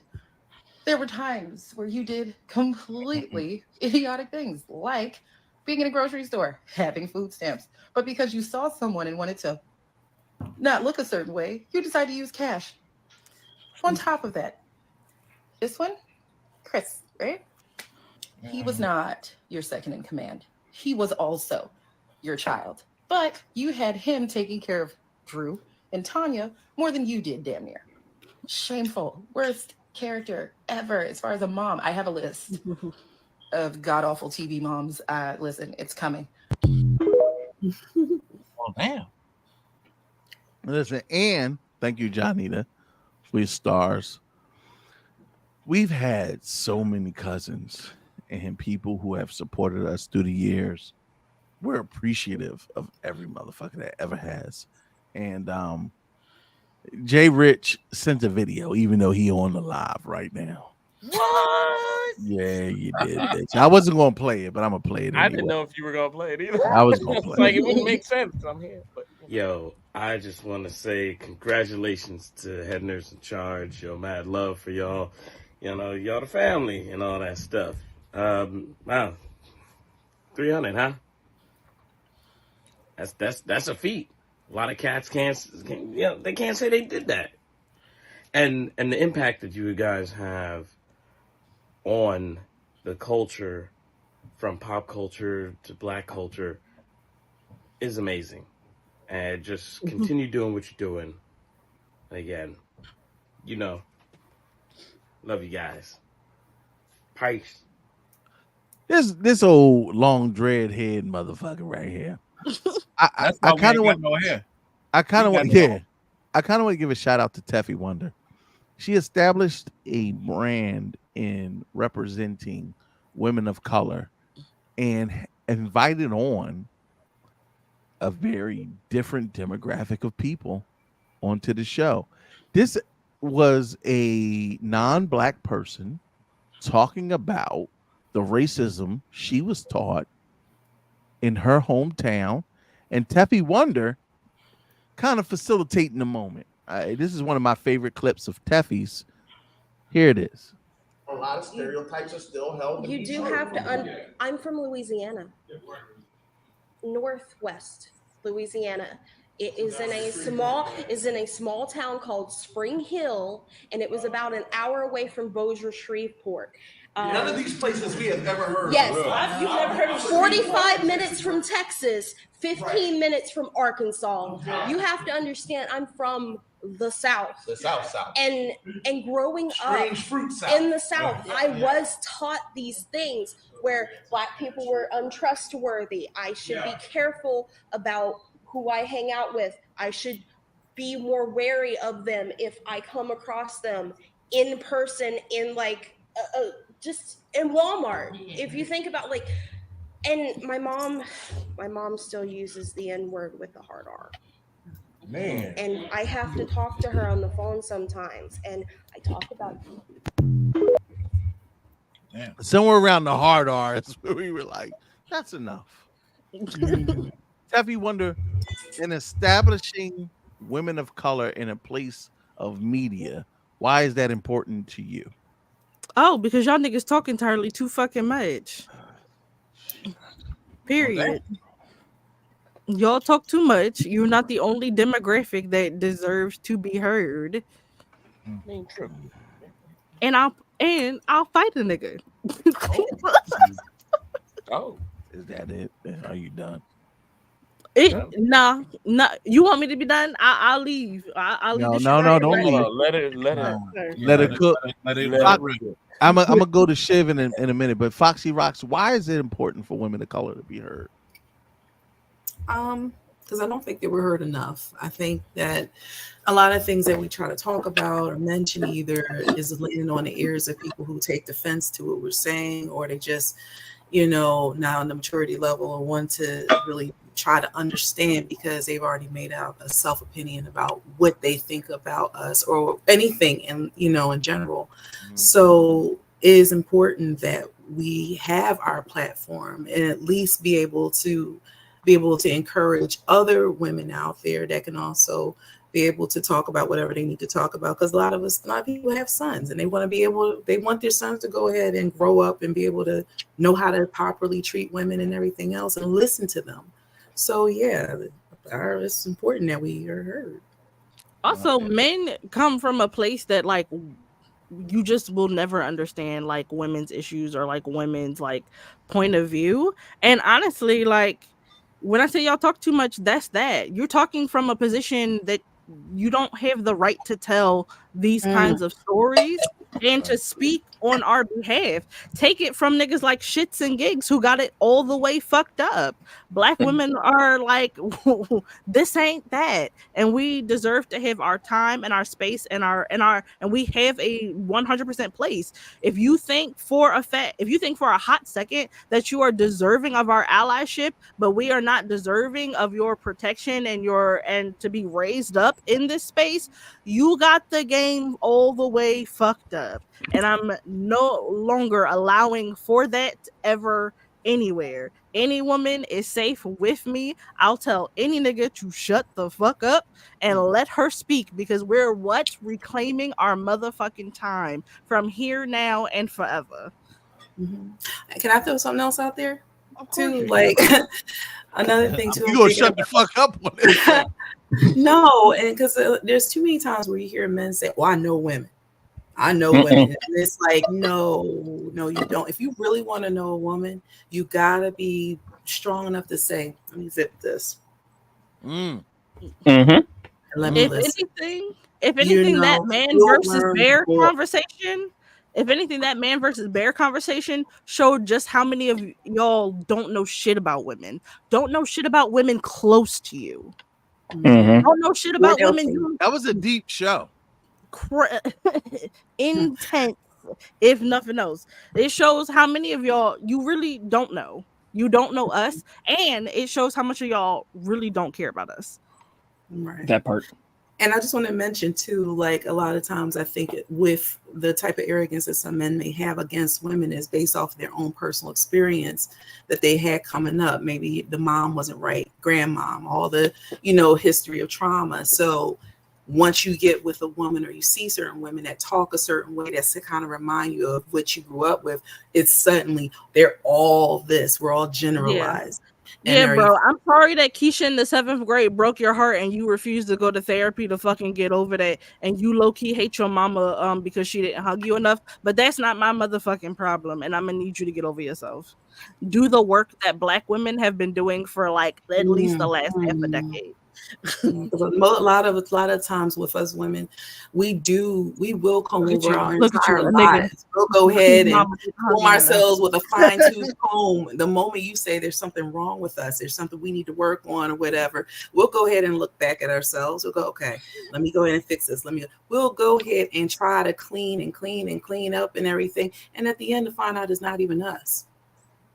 Facts. And the fact that more women now are choosing to be single and by themselves shows that the call coming from inside the house. You see how I'm trying not to comment. This is not the show for my commentary. I mean, if you want to be loud and wrong, it wouldn't be the first time. Yeah, this is what we built our bones on.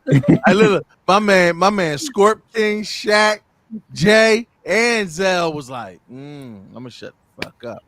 First, I want to give a shout out to my man Zell, another one of the, and we'll go back to what Foxy and Teffy were talking about, because it is a poignant conversation. But I want to give a shout out to our cousins that actually pulled up on the episode. In the Black community, the LGBTQ plus community largely has had to deal with ostracization, misconstruction, misinformation, and 9 times out of 10, we have had the opportunity to have people who identify as a part of that community come on here and set the record straight. I appreciate everybody who puts their business out there, who puts their personal self out there, who keeps it 100, because like y'all said, HNIC is supposed to keep it 100. We keep it 100 no matter what the fucking conversation is. Here's one of the individuals who help us keep it 100 in a place that I can't talk about and a lot of us can't speak on. Black Chivalrous Nerd has been a fucking godsend for me personally because Oh, stop it. yeah, I was about to say don't get the baby oil out.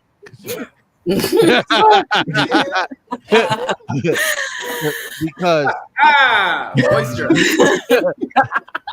Genuinely, this my brother, and to put in the time, effort, and not only himself, but to come on our show and allocate time to teach the masses. It's not an easy thing. It's not an easy thing to live in your truth in a world that does not care about what the truth is. Ain't that the truth? So I'm not going to say much other than not only do I appreciate all the love that he shows us, but in particular shows me, because at the end of the day, I'm a nigga that was born in 1982. I use words that I will never use again, have thoughts that I'll never think again. But this brother right here is more man than a lot of you motherfuckers could ever hope to be. So Shiv, one more again. Yeah, look, this brother right here is more man than any of you motherfuckers could ever hope to be. So to my brother Shiv, please introduce yourself. Hey everyone, what's good? What's the deal? How you doing? How you feel? It is your friendly, lovely Black Chivalrous Nerd Denzel, as Kurt said, or as he knows me as Zell. Once again, I want to, congratulate you guys on 300 episodes. I want to thank you, Kurt, for bringing me on. And you said earlier about there is some my truth, it's, and BK, another member of the community can attest to this, that it's that growing up, or not just growing up, but being a Black, openly bisexual man in this country is a gift and a curse, because like you said, Kurt, we are living our truths, but then you also have the curse of being discriminated against, not just by straight people, but also people within the community themselves, especially anyone who identifies as either bisexual or pansexual, especially when you're a man, you get the label of, oh, you're just a down low brother that didn't want to get exposed. Or greedy. Right.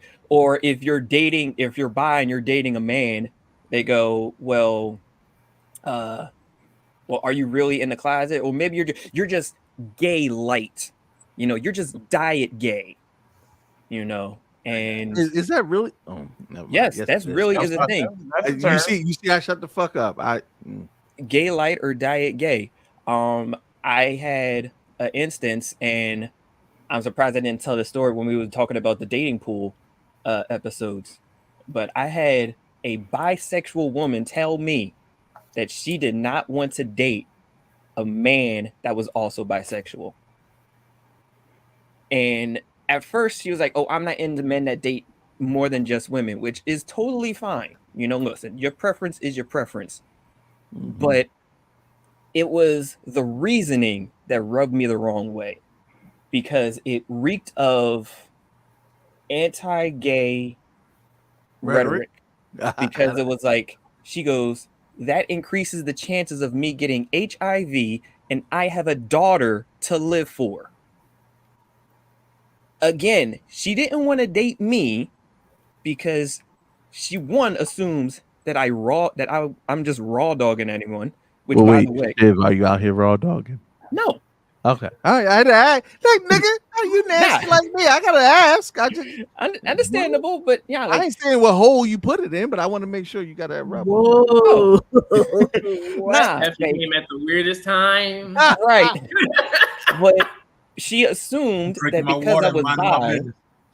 because she assumed because I was bi that one, I'm raw dogging anyone and everyone, and two, she just assumed that I don't get myself tested. Which, by the way, girl, and before I blocked her, I said first off, thank you for letting me know, but I would also let you know that I'm someone that always uses protection, and I'm always getting myself tested.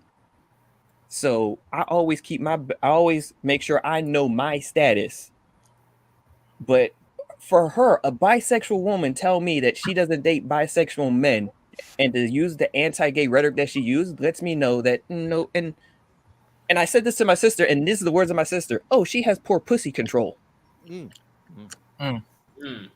That issue. if she can bust it open for a man and have a kid, but yet she doesn't want to date you because she don't want to run the risk of catching HIV. No, that just lets me know that. And this is my sister. She was like, "Listen, you dodged the bullet by not wanting to continue on talking to her." But that is the thing. real That is the quick. God stigma. damn. That is the stigma that bisexual men and pansexual men get every time we try to enter the dating world. Because again, I have had gay men tell me no because they don't want to have the taste of pussy residue in their mouth. Whoa. Hold on. Yeah. I've talked to women that are also bi, and I have a friend in New York, and she said that she had a lesbian tell her that she would not go down on my friend because my friend dates more than just women, and she didn't want to taste dick. Do they wash their ass? My friend, I know my friend does. No, but I know your friend do. I know you do. But for somebody to say something as ignorant as that, they gotta be not washing their ass. They have to be. But I hope all asses is getting washed. But it also shows the closed-mindedness of within the community, just in itself. But yeah, so living your truth is hard. But as you said, Kurt, I'm more of a man than what the boys of shits and gigs think they are. Is what I'll say. All right. This is not what I. But you know what? This is what I love most about HNIC. You never know what you're gonna get. You never know what you're gonna get. We're gonna have a conversation. We got another one of our HNIC favorite moments. Oh boy. Totally not what Shiv was talking about, but one, I want to validate Shiv in that I thank you and I love you immensely. I've had you in my home. I've gotten to know you personally, and the value and commentary that you have brought to the network has been illuminating and educating to so many people. Keep living in your truth, bro. You already know. At the end of the day, this is what we do here at the Head Nerds in Charge Network. But here's one of the first times me and Jay Rich was just totally a different pivot. But one of the first times me and Jay Rich was on screen together, and one of my favorite moments with me and Jason. Sing 2 stanzas from any Disney cartoon TV series in the 90s. Oh, there we go. Daring duck of mystery, champion of right, swoops out of the shadows, dark wing of night. Somewhere some villain schemes, but his number's up. Darkwing Duck, win the show you call DW. Darkwing Duck, let's get dangerous. Okay, all right. We what is that? 1-2 time? Yeah. I'm just mad that space looks bigger than what it really was. What it really was. It was really Yo, when I say we were in a fucking basement, Jason, talk about that, bro. Were we in the basement? Listen, I remember. You were literally in a basement in a house. Like it was like I remember the first time you gave the address, I was like, I'm actually looking for a station because I'm like, wait, am I at the right place? Knock on the door. I thought it was a setup. Like but no, they opened the door. I was like, oh, you guys are doing it in here? Okay. And it was, I wouldn't even say I've been in studio spaces that were tighter than that, like for recording or anything. But yeah, it was, I still looked at it as it was legit because it was, and you were doing your thing. Like, it was nice seeing, the advancements. Yeah, after leaving there and then having like your own actual. I was so proud of y'all. Y'all know it was one of those like, Dad, look at his kids kind of thing. Like, he going off to college now. Like, I see. Yes, I was so hyped about that. And shout out to PTTI here in Philadelphia that allowed us Oni Sassy, the first lady at HNIC. I give Tef so much props, but got to give homage to Oni Sassy, who was the first lady of HNIC. Real quick, I want to go to Win, Scorpion King. You've been with us for so long, bro. like genuinely guiding, instructing, and a part of what we do. Do you have a moment, a concept, a memory that you want to share real quick? Because you didn't talk me off a ledge. Damn. I'm not going to anything March or October related. No. Look, keep it positive. Yeah, because you can keep it show related. No March, no October. Yeah, no March, no October. Even though I did do a show during March 22.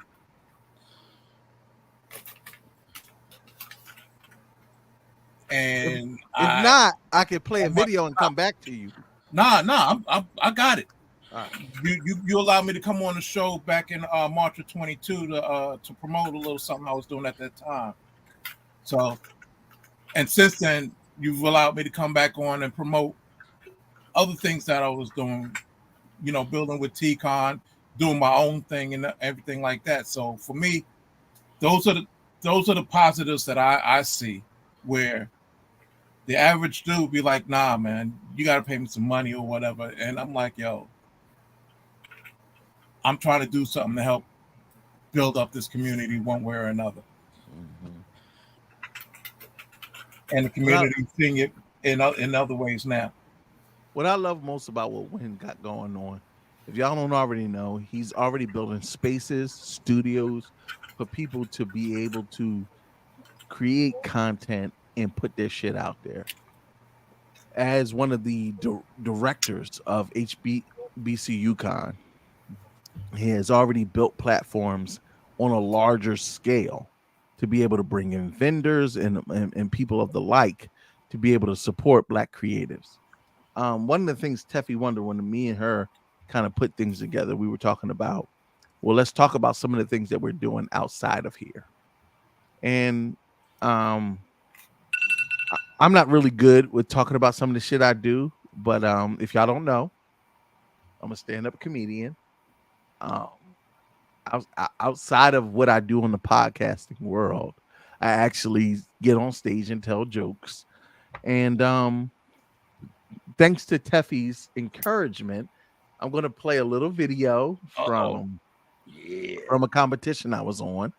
And if y'all like it, y'all like it. If you don't, we got AJ pulling in, but AJ, we're gonna play this video and then we're gonna come back and we're gonna talk to my cousin AJ, hip hop head. If y'all not following him, you fucking up.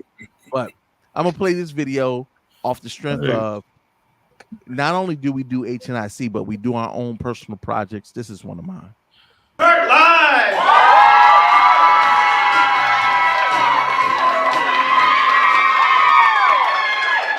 right, let's make this quick because my weed man outside. Yo, I love performing at Helium Comedy Club because I don't usually get to perform in front of white crowds unless it's the police or the occasional OnlyFans posts. Like, wait, don't judge me now because it's the only black job I got now that's still paying something. Y'all see it's a comedy competition. Shit is, y'all know how much y'all paid to get in here? It's $15 per ticket and 15 comedians. What is that? $1 per comedian? I mean, look at the quality that you're getting. You know what I mean? And listen, we out here right now, so make sure you don't judge. Sub, thick with the dick, THICC, Dub, DA, dick, because I'm ignorant. Y'all already know what it is. Let me tell you a little bit of something about myself. My pronouns are he, him, and that nigga. I identify as a motherfucking problem. And my motto always is, comedy is the last art form where we can talk about social issues and racism without a problem, right? So we're not gonna have a problem tonight, right? Oh, y'all look nervous as shit, so am I. Goddamn, here we go. All right, you know, recently a young woman became viral famous for saying the phrase, hot tub, and you already spit on that thing, right? Yeah, y'all saw it. She done got talent agents, she done got all this money, she done copyrighted it, she about to make thousands of dollars for that. Now, if I'm looking out in this crowd, there are some veteran cocksuckers out here that have been doing it for free for years. They never got it done. But I just want y'all to know that I appreciate you and that we know that she shouldn't be getting paid for that, right? Thank you for your service. You owned it. I saw you owned it. You owned it. It's okay. You owned it. But the only reason why she got famous is because why? She's a white, young, college age, and she had a southern accent, right? America loves that shit. Southern belle fellatio givers. They love that kind of shit. You know what I mean? Now, mind you, my daddy, who's also black, he warned me a long time ago about these type of people. I'll never tell you. I remember this one time, right? My daddy took me to school. We got to campus. And he said to me, all right, son, now you're in here to get an education. But how does a black man stay safe in America? I said, oh, come on, Pop, we got to do. He said, how does a black man stay safe in America? Never get high on your own supply. That's right, rest in peace to the GOAT, Christopher Wallace. Never talk to the police without a lawyer. That's how your uncle got hemmed up on First 48. Forget that. Always bring a condom with you. That's right, because that's how you got here. And what's the most important thing? Oh, Daddy, like I said, what's the most important thing? Never get involved with a collegiate, cauliflower, Caucasian, goblin, Confederate. That's right, son. And why do I tell you this? Because you love me, Daddy. All right, now, go on in there and enjoy your first day of preschool. I can't believe y'all laughing at it. Fucking racist. That's my time.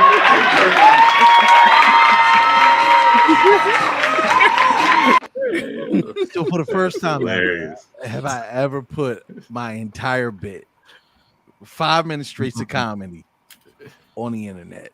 And I appreciate HNIC affording me the opportunity to talk cash money shit every week, to be here with these dope ass black creatives and to just do what we do best. AJ, hold on. Let me blow you up. Hey, goddamn. Talk your shit, cousin, because you've been with us for a long fucking time. Yeah, I think I met y'all back in like what, 2021 at BlurCon. Yeah, early during the during the Coda we party. was part of that early BlurCon.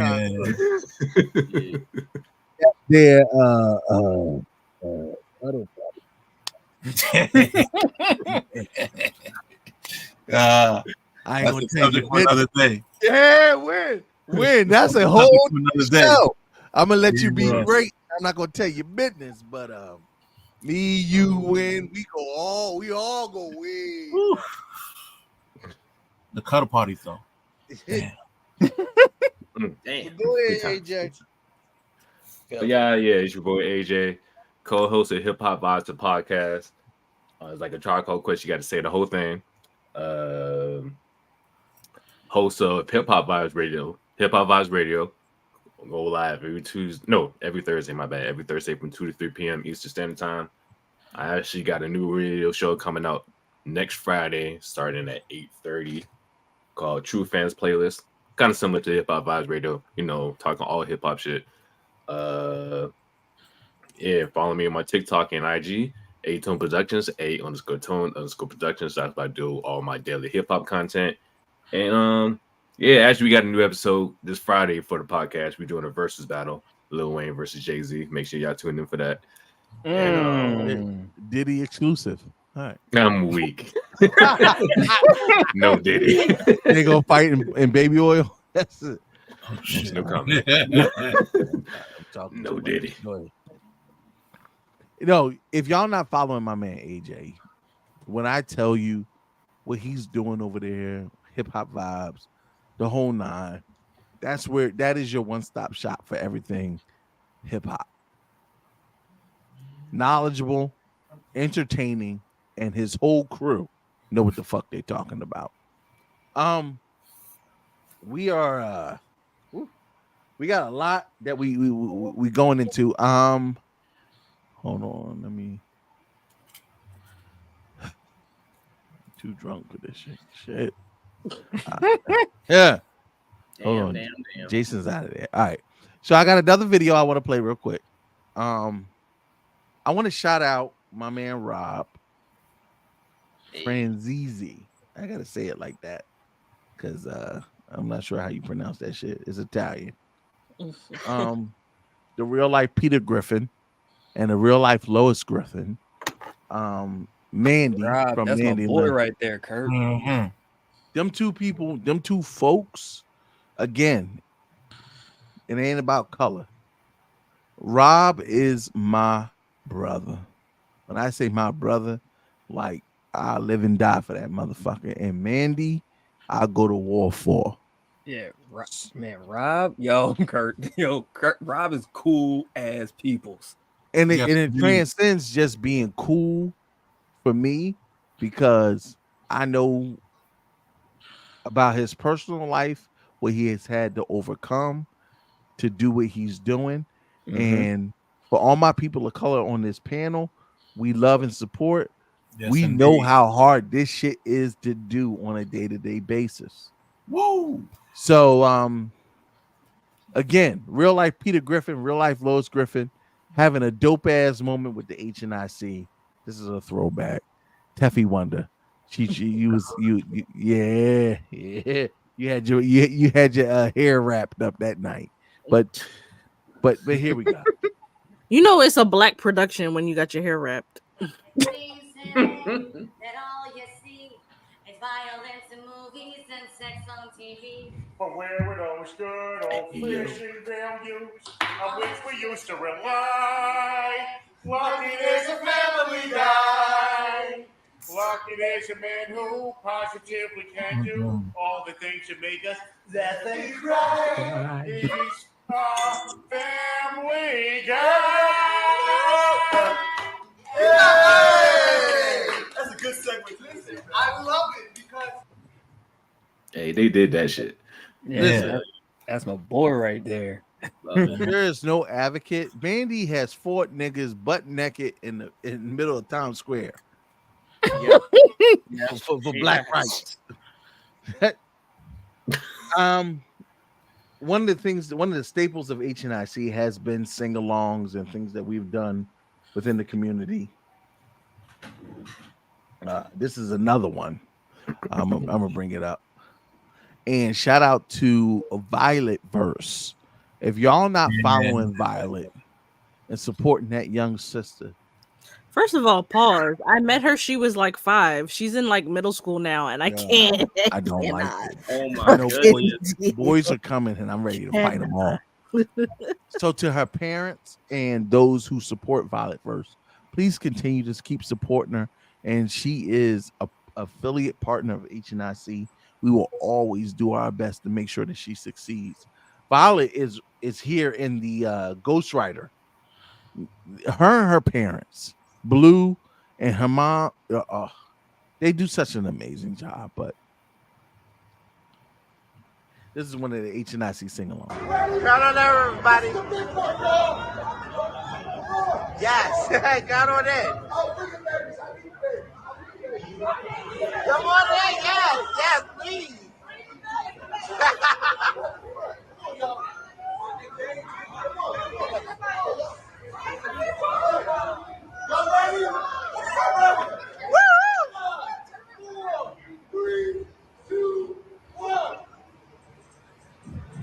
Now this is a story all about how my life got flipped, turned upside down, and I'd like to take a minute to sit right there.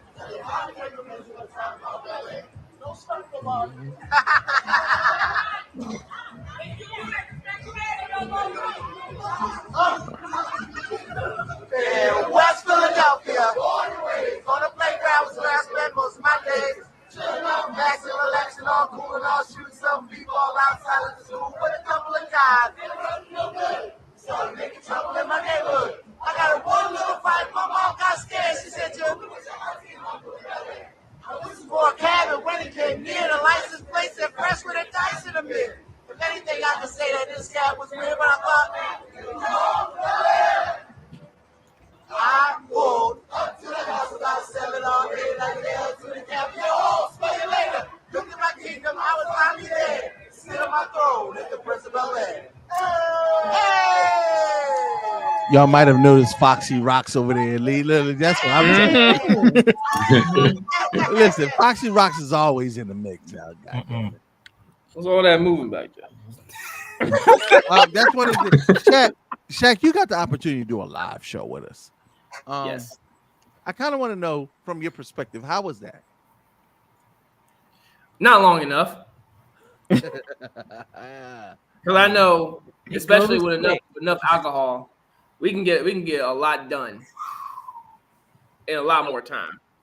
But still, you know me. Like, if you make the call, that's all I need to know. So No. So, Shaq, what did you learn in doing a show with us? just that, and you and me, Kurt, have talked about this offline as well. It's like, in my line of work, I've always had to talk to people, whether I like them or not, whether I respect them or not. So coming into a space like this allows me to coming into this space allows me to just be able to talk not as the person in uniform, but just as me, as Shaq. And through that, I've been able to better know that Shaq can handle whatever the fuck he needs to do. Huh. Yeah, because you're going to learn fuck around with us. So, and I know with all the stuff you and Teffy do, especially coming in earlier on, that like, hey, there's a role I need to play, and I'm just gonna play that because we have too many times in the community where everyone's trying to be a chief, and it's like you don't even know how to play that role. Skill issue. So definitely appreciate everything, and definitely being able to come on to do that show with you guys was a great honor and stuff like that. Like I said before, being able to do that not just as the person in uniform that people see, but just as your favorite anime alcoholic and your favorite face for memes, because hey, them memes be. No, dead ass. Thank you, Shaq, for allowing me to make you into memes as often as I do. Some people don't understand how long of a conversation we have to make sure that meme is legitimate. Like I have to make phone calls prior to that post going out.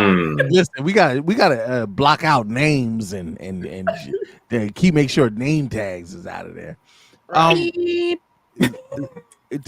To Zell and Win, yo, especially when dealing with Black creatives in the con space and everything that we have talked about over the years, y'all have been a part of some seriously heavy conversations.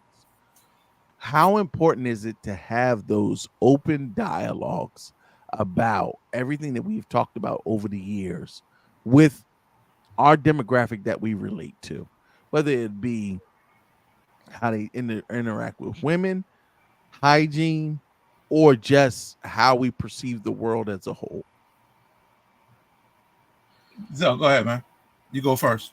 It's very important because again, you know, I'll just say for men, we never really thought of or even had the thought of, you know, like I said, women being nerds, you know, because for a lot of us, uh and for some men, they still have the hurt of women can't be nerds because women made fun of me for being a nerd.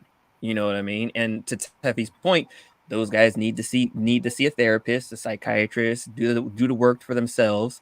Like you said, hygiene. Listen, I'm telling you, as a bisexual man, if you coming up to me and you smelling musty, dusty, crusty, I myself will push you back 5 feet and go, get away from me, boo boo. Do you One day add I'm the gonna call boo them boo? Mr. Clean and just start spraying niggas. I would like call their eyeballs like. I'm just gonna be like, back up. Right. Like, Hey, some motherfuckers need that though. Some motherfuckers need that.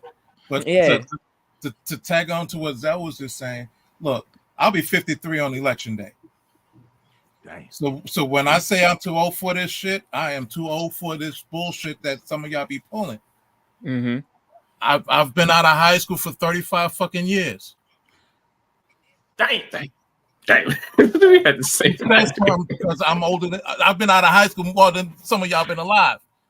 So when it comes down to getting into this cosplay thing, I got into cosplay at 38 when my youngest child was born.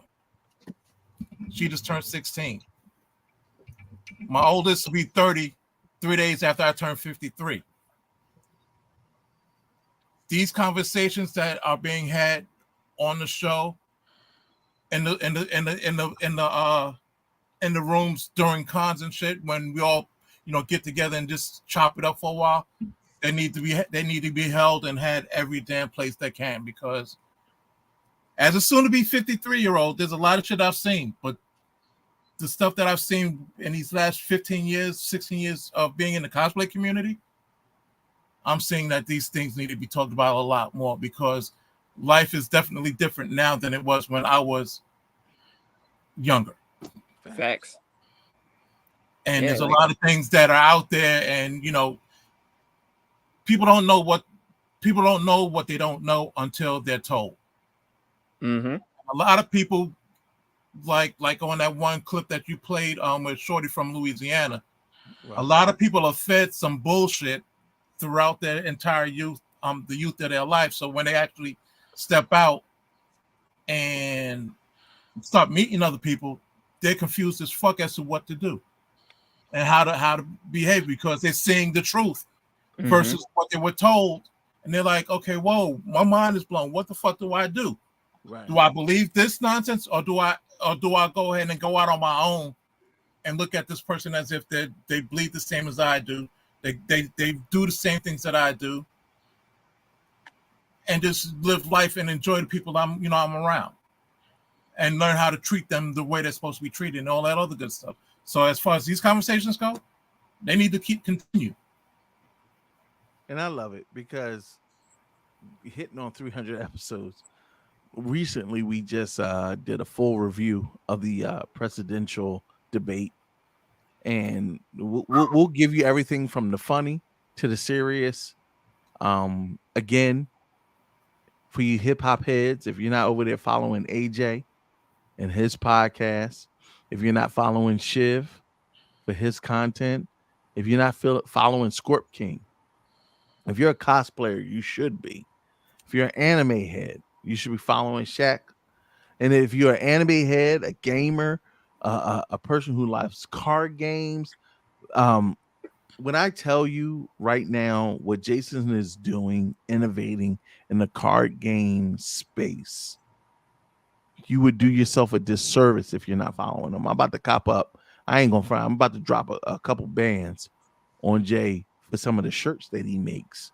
Aside from that, just everybody here is an entrepreneur, an aficionado in their space. We're here to promote them.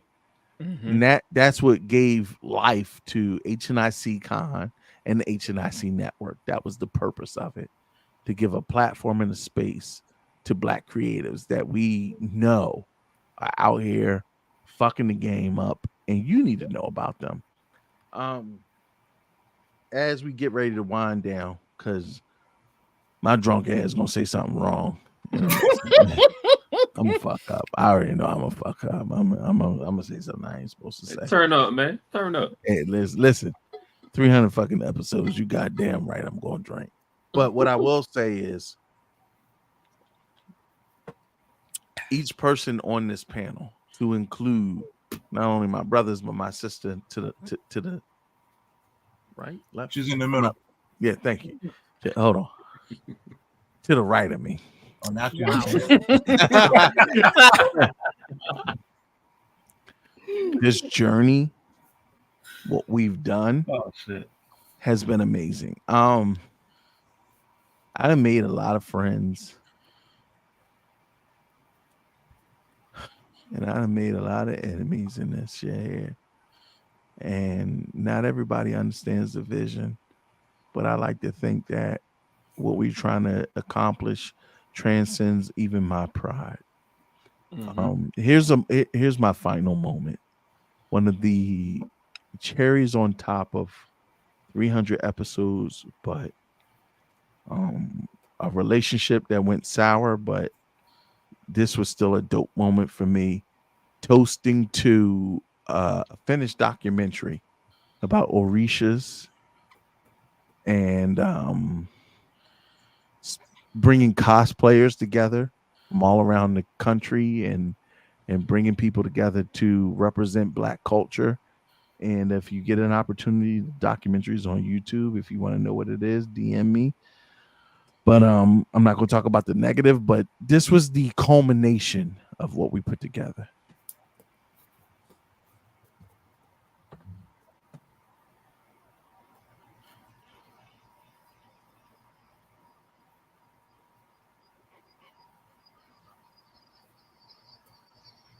Did you want the sound off?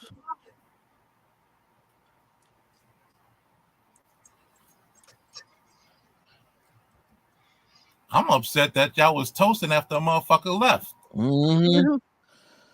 Damn. Well, at least it wasn't Malort. Oh God! Right. Well, Wow.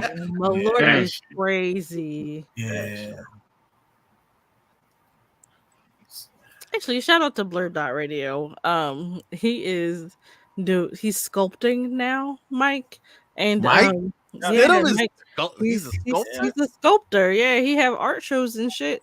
Like out in Chicago where he lives. So shout out to them. If you're in that area, definitely check out the work that he does. And yeah, we're all part of the cult of Malort now. No, we are not. I don't know. Claiming that shit. I'm not. You saw we all was like, fuck that shit. Nah, I literally was ducking that nigga at BlurCon because I was surprised. As nasty as it is, the more you drink it, the better it tastes. And I was like, this is crazy. Drunk as fuck. But also it's such a wild experience that the reason it gets around is because people are like, you have to taste this. It's so nasty. And then you just keep spreading it to other people. Malort is literally like a virus. So you saying it goes Lord. It's like, no, I'm so serious. The one time I had it, I willingly drank it a second time. I was like, why? Why would you do that? And then was giving it to other people, and then I was like, no, you have to taste this. It's terrible. And people are like, well, why would I taste it? Because it's terrible. And I'd be like, you have to see. And then they would drink it, and then they would turn to somebody else, and they'd be like, you have to drink this. It is terrible. It's so good because it's so bad. There's nothing good about it. There's nothing good about it. It's already safe. Just bad. No, the only good thing about it is watching other people react to it. Yeah, exactly. That's You right. just watching it for other people's reaction to how they drink it. I just want to see your pain. I don't think I've ever tried it. It's like Don't worry about it. Yeah, don't worry about it, it's bro. like it's like sucking somebody else's thumb. No, it's like sucking somebody else's taint. You ever want to taste bad credit? Because afterwards you just go. Find something else to compare that to because yeah. Yeah, Malort tastes like generational trauma. You don't tastes like There you go. actually That want sounds better. No, Malort, It's trauma in a It bottle. tastes like the switch outside. No, you need to fight somebody. It is a fight though. It is a fight after you drink it. Because they had me do that at BlurCon, and I was upset. I mean, it didn't ruin my night because I got demons, so I went and got me some gin. But like, it still was just like, we ain't need that. Nobody needed that. Your demons was upset with you, weren't they? Yeah, they was like, "What you trying to do? Trying to hurt us?" Like, Malort will exercise the demons just to make room for new demons. No, Malort will make the demons that we. Yeah, for real. I ain't gonna front. Malort has been the single worst thing I've ever tasted in my life. Like it is bad. It's bad. Very. We getting ready to wrap up and get out of here. I'm not gonna hold everybody hostage, but what I will say is I want to go down the line and give everybody an opportunity to say their thing. If you had a chance to hop on, first of all, everybody here that you see on this panel, this is family. When I say this is fam, like these are motherfuckers that's been in the trenches with us, and I appreciate not only them. You should be following and supporting them, all of them. And if you aren't, then you're not doing any good to us, because the whole point is to promote and spread the love of good, dope ass Black creatives so that you can get the content that you love. I'm gonna start with AJ first because he was the last man on. AJ, you got any final words before we get up out of here? Just congratulations on the 300 episodes. Hopefully there's many more to come. I learned a lot from you guys. So I'm getting old, nigga. You about to take over. Listen, me and Teffy, like, we gotta think about what comes next. Shit. Zell, talk to me, baby. Like I said, first and foremost, shout out to you, Kurt, Teffy, and everyone in the HNIC family for welcoming me with open arms. Again, Kurt, thank you for inviting me to your house. Which after with some of the events of that led me to get back into therapy to better myself. Yeah. That's fucked up. I came to your house and party, and I went back to therapy. So we didn't do anything to him that he didn't do to himself. Exactly. Thank you, Teffy. But thank you guys for welcoming me. Congratulations on 300, and we are on the way to 300 more and plus. As always, y'all follow me on YouTube and Twitch. I am currently working on my vlog of my return to the Renaissance Fair. It's been 20 years since the last time I've been there, so it was a very special moment for not just me but also my sister. And I got some more things coming down the pipeline. So, like Kurt said, you want to see some good stuff coming down the pipeline? Come on through. Lock in, y'all. This man right here, Scorpion King, always got his big toe in some shit. Talk to him, bro. Hey, real quick, I said I was going to come in and toast y'all. This is a little special brew. I'll explain it to you later, Kurt. You're going to want to order some. But this is a toast of 300. You see, I got my cup up. If you and then we're going to add on another 200 so we can do this again at 5. I love it. I got some water. Jesus. I ran out of what I was drinking. Yeah, and I can't drink too much. I want to get up in the morning. Is that right? But pretty much following up with that. Yeah, if you want to find out about more about Ohio H Enterprises, just add the .com, go to the website. You'll find out about the other 3 businesses as well. If you want to follow me on IG, you can follow me at BIGSMU or scorpking.costuming. And that's all there is to it. I'll see you guys either at Renfield or the next con. Say less. Look Oh, and forward- one last thing. No, I'm not from Philly. No, I'm not from Atlanta. Just for those that get confused, because I'm in both a lot. Yeah. I'm that dude from Brooklyn. He got that dual citizenship. Citizenship. Yeah. Sir, put the Go ahead, Jay. Talk your Just shit. followed you, Scorp.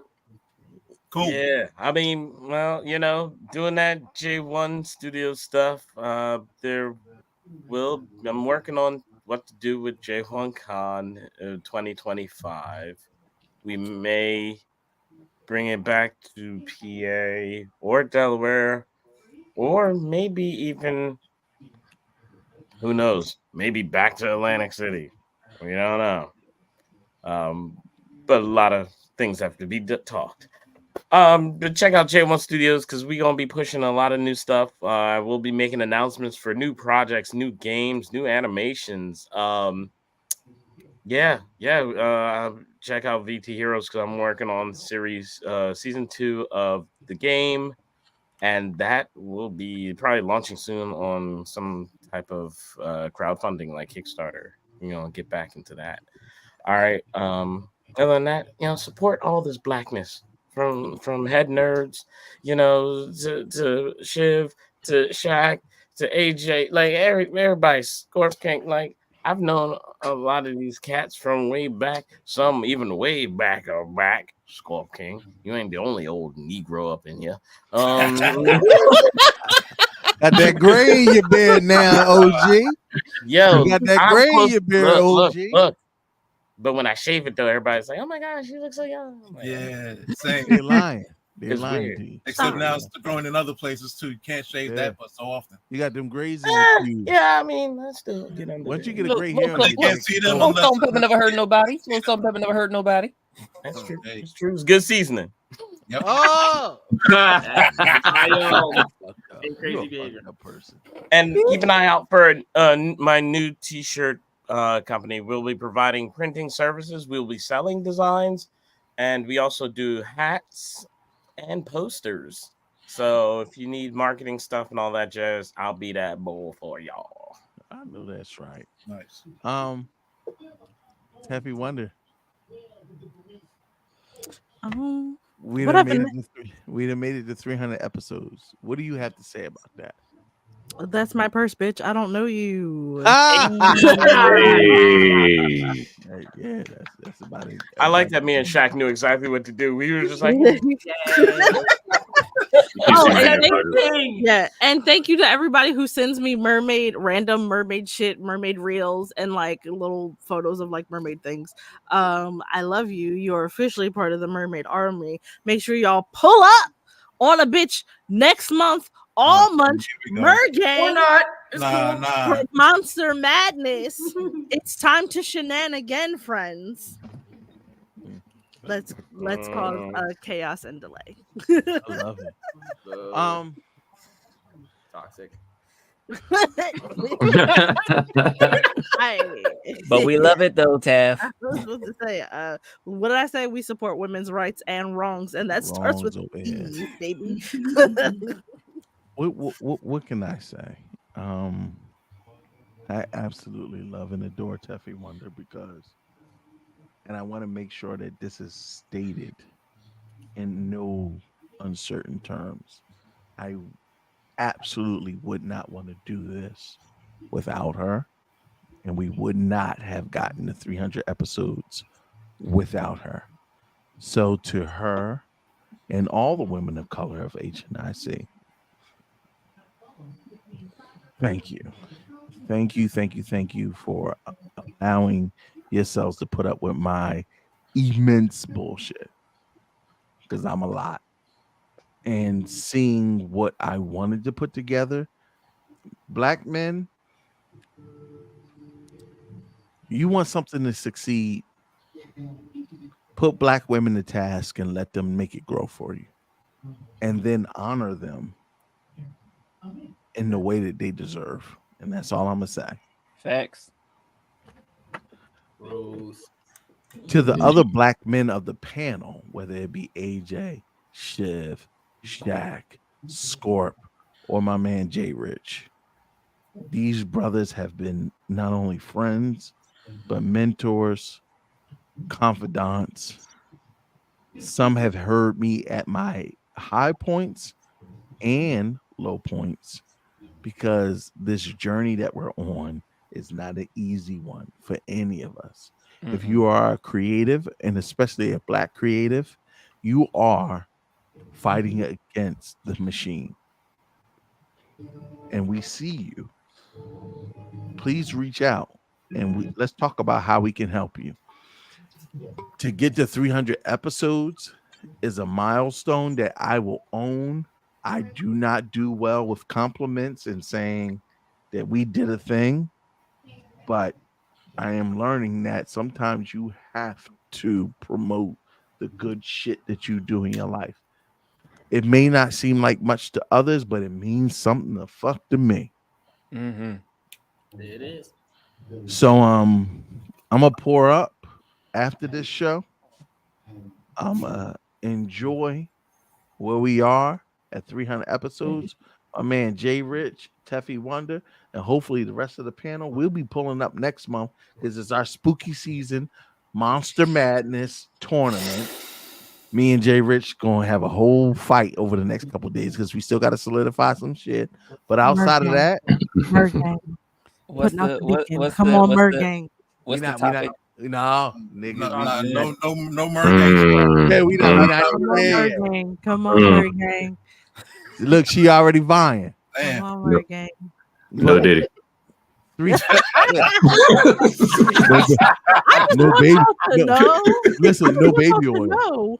I don't even be trying to win the tournament. I just want to sow enough chaos. Right. She's a chaos monster. She don't want to win. She just don't want. She is a to win. chaos I mermaid. I don't want to win. I also just don't want you to win either. Damn. Just Damn. take note. How they say? Alright. Take note, Dang. Black man. Take note. But I love her. God, I love her, and it's the closest thing to a wife that I'll ever have again. Side note: pull up. We out here. Keep supporting all dope black ass creatives, and we will see y'all next Wednesday with 301, 2, 3, and 4 guaranteed for Monster Madness. Jay Rich bringing Monster Madness in conjunction with HNIC and the rest of these ragtag motherfuckers. See y'all next Wear week. your ponchos. Gang gang. Nine.